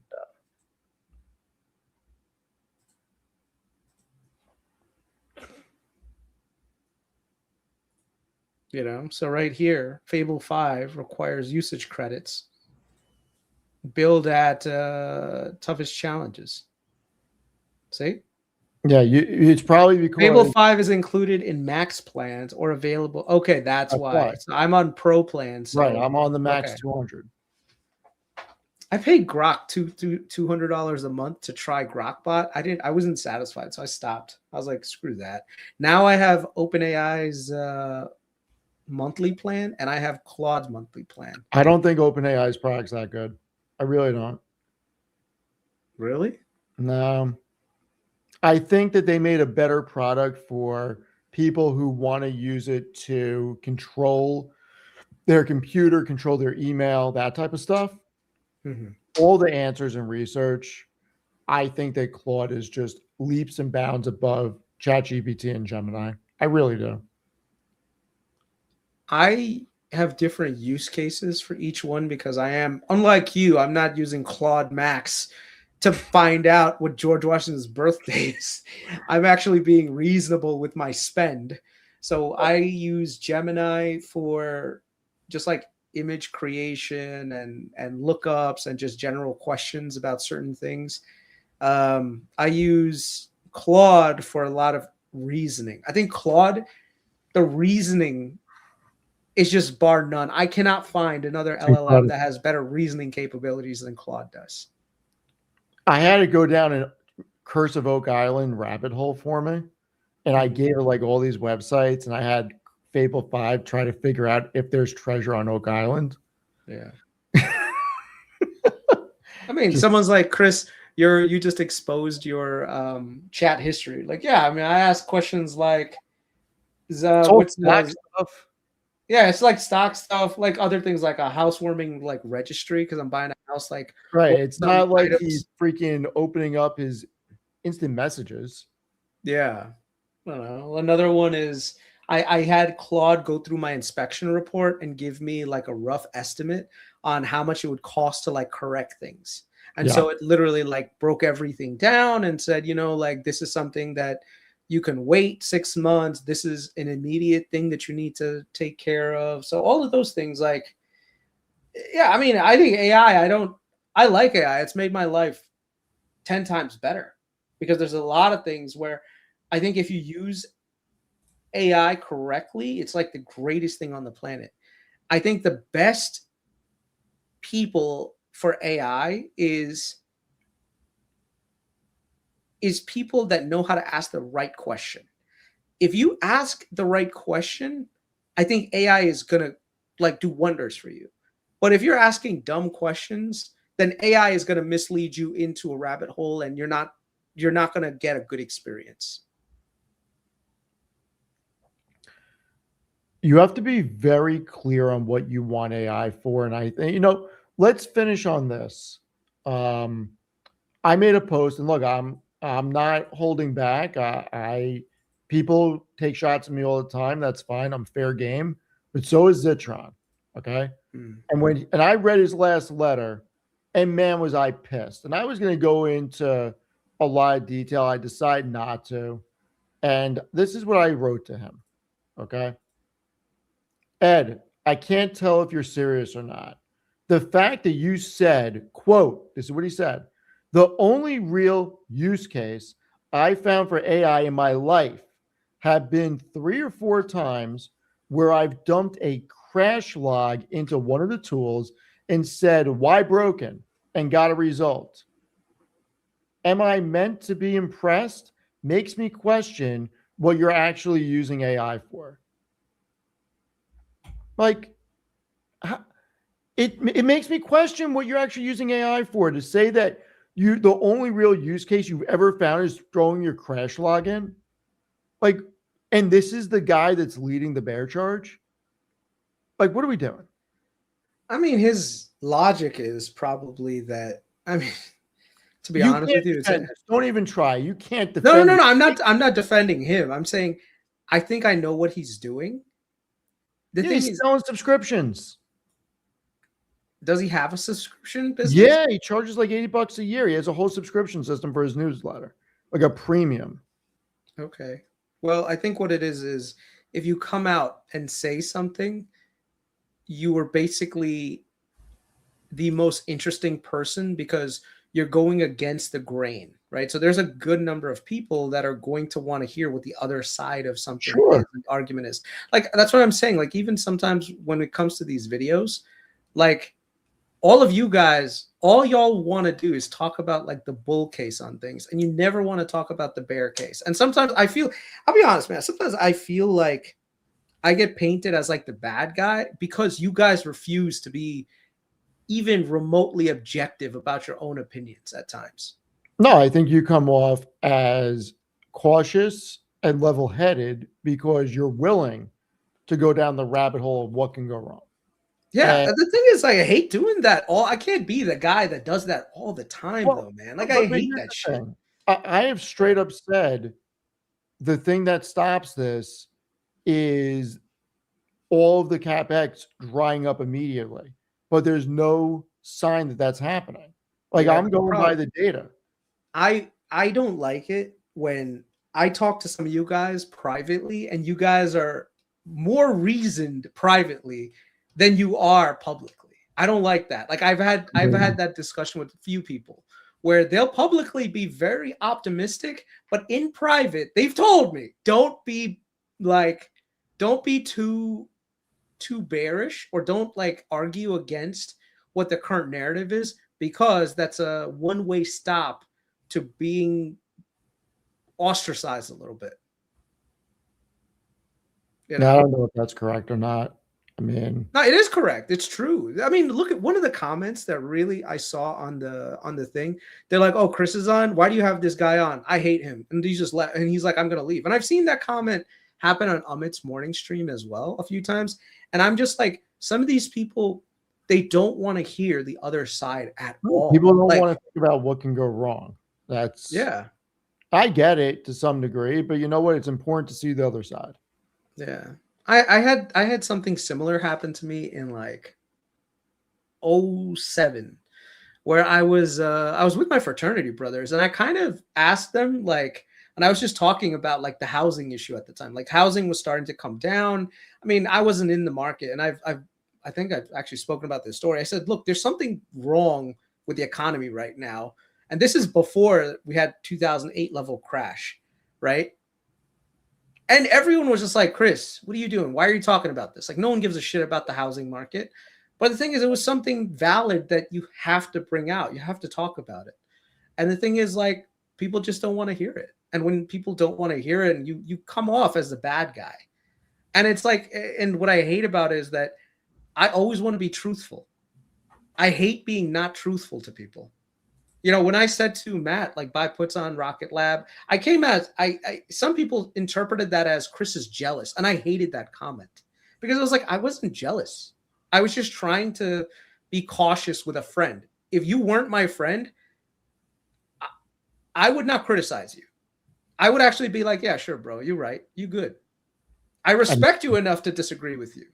I criticized Rocket Lab the entire way up. Yeah. And I still criticize Rocket Lab to this day because I think it does not deserve to be anywhere near where it is. And I'm not changing my stance unless I will change my stance when the numbers tell me to change the stance. And the numbers are not telling me to change the stance. Yeah. I would rather have a bunch of friends who confront me when 100%. like the realities than someone who's just going to provide me confirmation bias. Because I think sometimes you get into this groupthink like logic, and all it does is just reinforce an idea, and it's just a massive circle jerk. And it's like, come on, you got to have that one friend that's like, and like I said, if I didn't respect you, I would not say anything. I would just be like, okay, cool, man. You're No, right. he didn't. Did you see this about Burry? No, what? That he's shorting more Palantir? I did not. Now, this is from 8 hours ago. This is not. No, he bought calls on Nvidia to hedge Yeah, his I did bets. not see this. Yeah. I obviously did not stream today. I was a bunch of places. Yeah. He bought calls on Nvidia as a hedge. That's not a bad idea. That's not a bad Oh, idea it's at a all. great idea.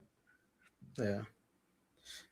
And this is the thing. Like, you can be long and short at the same time on something. Like, some people will say to me, Chris, I thought you said the memory trade was cyclical, but you bought Micron.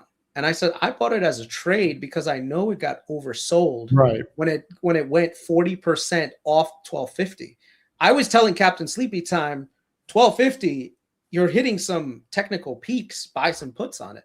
And then when it went down, I looked like, oh my God, like he was right. But then I'm also the guy that said, look, at 700 with buybacks coming in by the end of the year, this is a great bounce back play.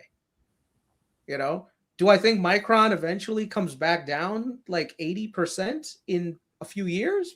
Yeah, I still think that, but that doesn't mean that I'm not going to take advantage of a technical bounce on something that, you know, that looks pretty well, you know, well reasoned. I think that's a big thing. Is it a trade or is it an investment? You know, It's and a that's trade. It's a no, trade. no. In general, people need to distinguish between the two, because you can make money trading something, swing trading it, and you don't have to be bullish for 3 to 5 years. Yeah. I that one comment that person made is actually kind of truthful. He's like, Chris, it's because you sound like you're lecturing instead of vocalizing your opinions. I guess that's right. That's a fair criticism. It's just sometimes I come off as very very like forceful in the way I communicate communicate something. And so people like my communication style definitely needs a little bit of improvement. Let's just I will agree with you on that. That's a fair criticism. Oh, thank you everybody for these. Who holds bag when growth plans over 5 years? 5 trillion is already too high. We're gonna have to see what happens. 5 years is a long time away, and nobody can predict what the actual growth rate would be. Will it be 10 or 20%, not 50 to 70%? Probably, but flat, we just don't know. Alex, thank you. What Jensen said was they are guiding for 70% growth next year, and with constraints, Street was expecting 45% growth. He destroyed guidance. We are earlier than the Street was expecting. Yes, Yeah. we are. Parents called to parent. That is a new concept. Crazy idea. Parent should parent. There are times when you don't want jury trials. People are naturally dumb. Jury duty should be a full-time job. I don't necessarily hate that idea. I would love not to go to jury duty. When does management ever listen to workforce? Not usually. Just saying. I'll tell you when management listens to workforce, when workforce Right threatens to quit. before there's a strike or union talks. Yeah. That's Yeah. why. Yeah. If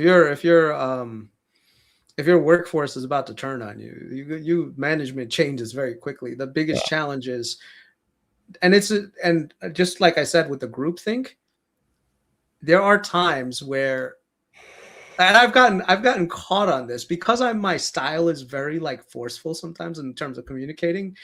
This one time at work, all of these people would come to me and say, Chris, you should talk to the manager, like this is unfair, blah, blah, blah. And I was like, yeah, you're right, guys. I'm going to go talk to him. And I went to my manager and said, look, everyone is saying like, this is a problem. We need to make a change, And so my manager's like, oh, really? And like went to like the entire group and was like, hey, do you guys feel this way? And everyone's like, no. And let me tell you something. I was there like, like that cat that's like, and my manager's like, so is this a you thing, Chris? And I'm like, no, they all spoke to me about it. They're like, well, they're not saying anything and I can't make any changes if no one speaks up. And I was like, you know what? You are correct. And ever since then, if anyone at work ever comes to me and complains or whatever, I'm like, you see that?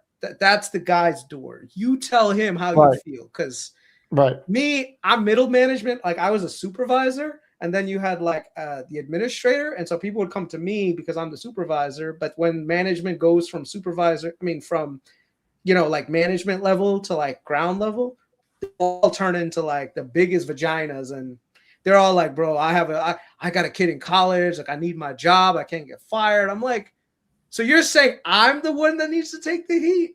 Yeah, everybody wants somebody else to do the dirty work. Yeah. Why would you want to do your own dirty work? Yeah. So I'm like, when you dig in, Chris, you sound like you just want to be contrarian, which doesn't help your argument.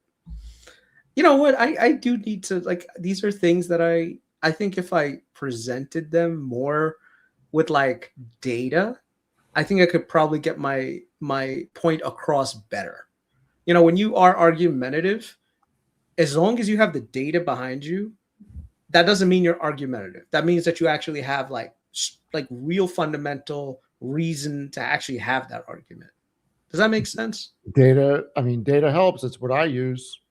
Yeah. I think if you have the data, it proves out the thing. Like, I think like when that whole thing with Rocket Lab, when Rocket Lab, when it was at 150, I should have been the first one to just basically come out there, put like a chart out there and look like, and just showing people like the levels of overbought on RSI and MACD, and people would have said, holy shit, like that actually makes a lot of sense. Like, you know, this is one of those things that just any sort of like move, any sort of negativity could, you know, bring this thing down. And it's not even a question about fundamentals. It was a technical setup, you know? So I hear you. yeah. All right, everyone. We're going to get going. I'm exhausted. And one more question. How is Chris middle management with his communication skills? No one else wanted to do the job. No one. Like, I literally, I got promoted to supervisor because no one else wanted to do the job. And I was actually really good at my job too. So, you know, that kind of helps. But let me tell you, I'm no longer middle management. I got offered a middle management role again, and I turned that shit down. I'm fine being the lowest totem pole guy ever. I don't have the patience to deal with people. What about you, Steve? well, right now I'm a manager of one. You're a manager of one. You only manage yourself, right? That's right. Yeah. I mean, before I was the chief of staff at a 4,500 person company. So yeah, I've held every type of position, and I'll tell you right now, I'm enjoying being a manager of one. Yeah. It is a lot different.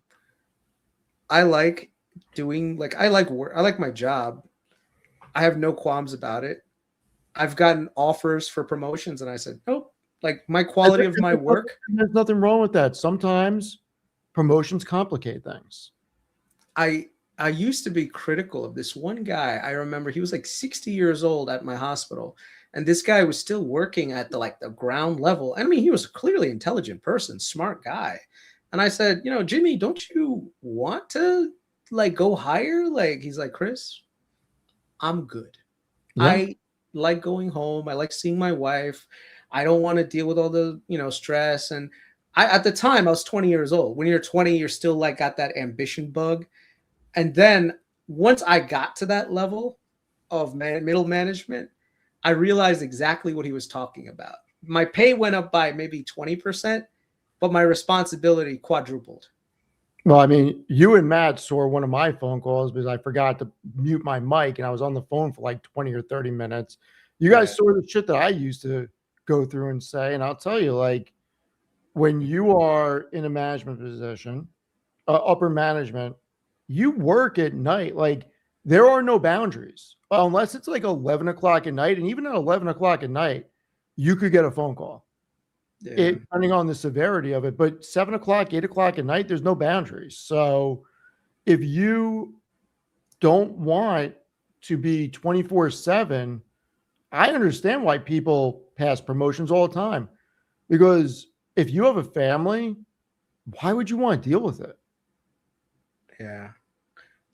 Yeah. It's one of those things, man. Like just middle management is the worst position to be in. Like my current manager right now, I feel bad for the guy because there are so many times he has to basically take accountability for something that's not his fault. And I feel bad because he's such a nice person. He's such a great guy. And so he just takes it. I'm with having staff. Something screws up, it's on you. Even though something screwed up, it's on you. Like, yeah. And that's something people don't necessarily get about being in management and moving up through the ranks, that, yeah, you get more money. Sure, there are more perks, but man, having a staff of 50 or 100 or 200, it is not easy by any means. Is director level middle management? Yeah, it is. It depends on the corporate structure and how big the company is. Yeah. I there's two places where you've got it, you're basically coasting. When you're at the bottom, you just have a task. Every day you've got responsibilities, you do those responsibilities, you walk into work, you got responsibilities. You leave work at a certain time, and that's where your job ends. Yeah. That's where like you want to be. That's like the sweet spot at the bottom. Then comes one layer above that, which is you're managing a small team of people. And so you have to deal with that. And then you've got a person above that, and you're dealing more with like HR related issues and policy related issues on your respective teams that you manage, right? That is like true middle management. The perk of that is that you don't have to do any of the grunt work anymore. You can kind of just delegate stuff. But that's also the role where you're going to get that phone call in the middle of the night, right? Because something happened, or you've got an inspection coming, or you've got some kind of regulatory issue and you have to kind of deal with it. And then it's that level above that where you're in executive leadership. Wow. Executive leadership is the bomb.com because you get all the privileges of, that high pay, but you don't have to deal with the minutia of the frontline staff anymore. But you may not have to deal with the supervisor staff. frontline staff, but you got to make. I'll tell you, and we'll end after this.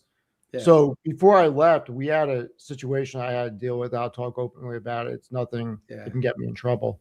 But, in the city where we were, the way that buildings are cool, you have water towers on the ceiling that provide condenser water to your server rooms and to your AC units. Yeah. 3 out of the 4 3 out of the 4 water towers broke. And every floor was pulling from one water tower for the condenser water. And I got the phone call at 10 o'clock at night that our servers were getting fried because the server room was 95 degrees. I had to drive to the office. I had to hunt down the staff that was on the overnight maintenance shift, and I had to freaking figure out how to cool this room without AC. Jerry-rigged fans and everything, blowing air out the door, wasn't working. And I was there until 2 a.m. and had to make the decision at 2 a.m. that I'm shutting down all the servers and we're going to have no communications for 180 sites. And that was not an easy call to make when you're in healthcare. Like Chris can only imagine, like he knows exactly where I would go if I kept talking about it. Like you have that many sites and you're running clinics and that type of thing, like no servers, not good. So trust me, those are the nights that you freaking dread where something goes wrong that's out of your control and you have to make a decision, and whatever decision you make is bad. The one downside that I didn't mention with executive leadership is you have this level of paranoia, and it's justified paranoia, that you are the first one on the chopping block when it comes to reduction of force, right? Executive leadership is one of those things where you're not dealing with the day-to-day BS, but it always deals with like the organization always shifting. And that's where you need to like make friends with like bad decision away. Yeah. You're one bad decision. Yeah. Because you're running the projects, like you're responsible for decisions that carry so much more weight that one bad decision, you legitimately end up on a roof. Yeah. I've seen a few times where the hospital system will switch like the CEO, right? And the new CEO chops up all of the executive leadership and brings in their own guys. Like, oh, I worked at this hospital before and I worked at this hospital. So like the CEO, like that's the other thing too. Like once you get to that executive leadership role, you know who you can count on and you know who you can't. Absolutely. So and by the way, sorry. Nick, I'm going to contradict what you said. And keep in mind, when you stand up in office, you have to have your own data center there. You can't go to a cloud provider because you still need networking. And you can have all your stuff in Azure, AWS, or GCP like we did. That's not what I'm talking about. What I'm talking about is you still need some on-prem servers to make stuff work, but more importantly, you need all your switches, you need your internet, you need your firewalls, because in an office, you're not running it off of Wi-Fi. You have internet drops. Ethernet only goes 300 feet. If you have a big office, you have IDF rooms, and everything turns back to your main data center for that floor. And when that overheats, you have to make a decision.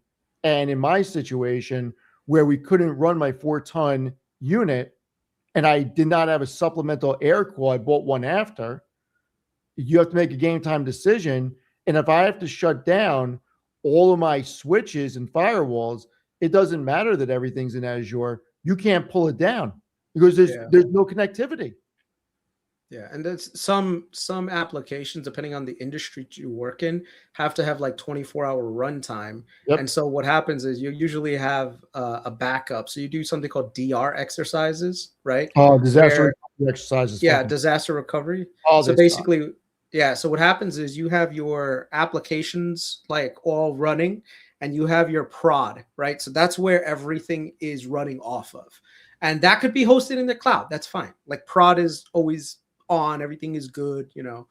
But what happens is, let's say connectivity gets severed to that data center, but you still have a business to run. And the thing is, you can't be like, we can't just say like, oh yeah, our connection to Azure went down, let's just shut the hospital system down. Like, no, you got sick patients all over the place, you know, you've got active appointments. And so you go into DR, disaster recovery, in which case you point all of your applications to like a backup, right? And what happens is there are certain applications that you can point towards on-prem stuff. And there's actually a lot of legacy applications that haven't migrated to the cloud that you need on-prem stuff for. And it actually is very cheap to host. So it doesn't make sense to actually even bother going into the cloud. So, you know, like there are a lot of software, especially in hospital systems, that are like one-off softwares that were like written in like 1995, but they work. They're cheap to manage. They're cheap to maintain.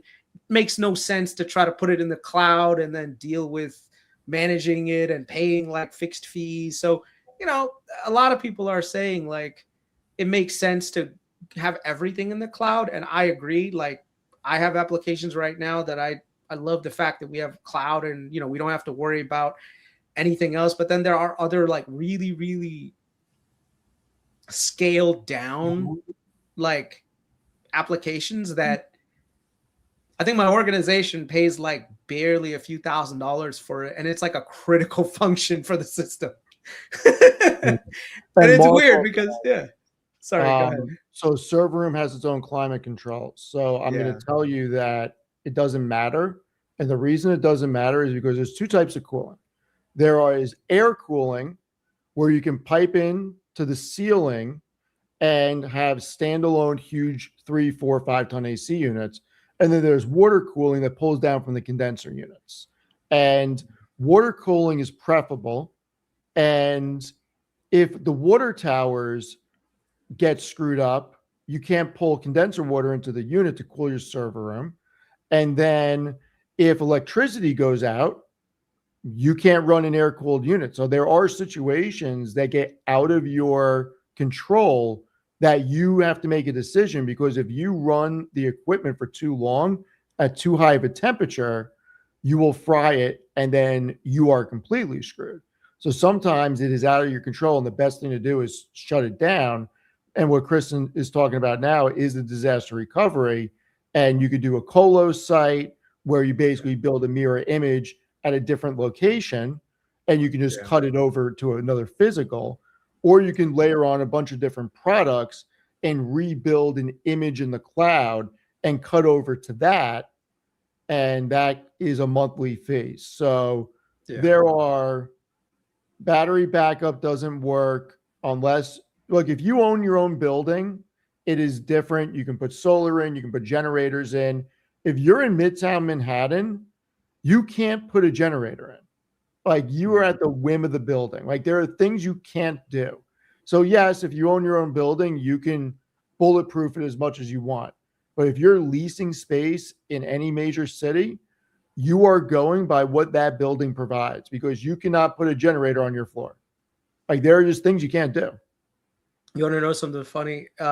You remember that time where Bellevue Hospital, I guess it was like during one of the hurricanes, it got flooded, and Yes. basically their battery backups. Okay, so all hospitals for the most part, they all have generators, right? So just in case something happens, you've got literally sick patients. So you can't be in a position where like you turn the lights off for an extended period of time. So we had that situation happen. Was it the hurricane or was it like a blackout? I think it was one of those things, if you remember. Yeah, I don't Now- really. It could have been Sandy. It was probably Sandy, right? Yeah.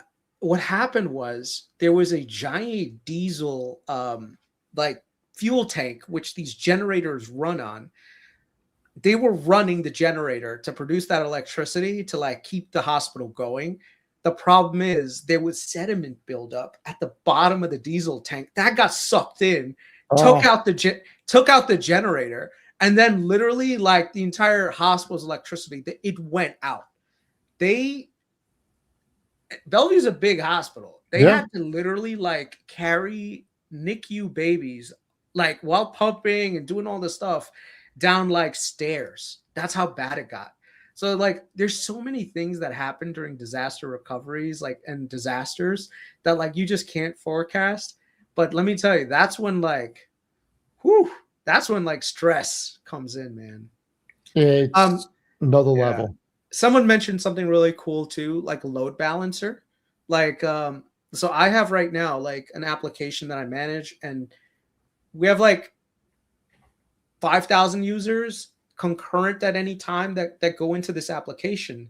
And the thing is, we have something called a load balancer that sits in between like multiple. So basically what happens is it routes traffic. So what happens is, let's say server 1 is where that application is loaded. Every server basically, is an application server. So what happens is when you click on a link or you click on something, it connects you to a server, which then is hosting that application. But what happens is, you don't want 5,000 people to be on server 1 at the same time. Like you'll destroy the thing. You'll get latency issues. It's a big issue. So what you want is routing. You want smart routing, and so that's what a load balancer does. And yeah, you can use the load balancer to the persons who mentioned it as a way to like switch over to your disaster recovery. So if one node goes down, you can switch to another one. But that's another like critical piece of equipment that not a lot of people know about. But there's companies out there that do nothing but load balancers. They make a ton of money.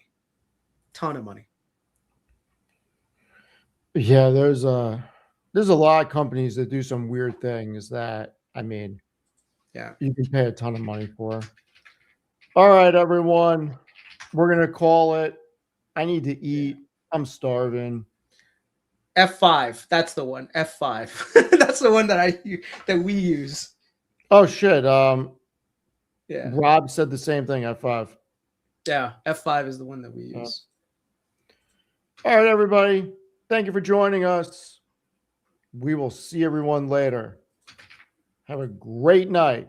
Look at the stock. Hold on, before we go, if you got 1 minute, Yeah. just check this out. 1 minute. Yeah, 1 minute. Look at this stock right here. This company F5 does nothing but just load balancers. I don't even know what that's all they do, load balancers.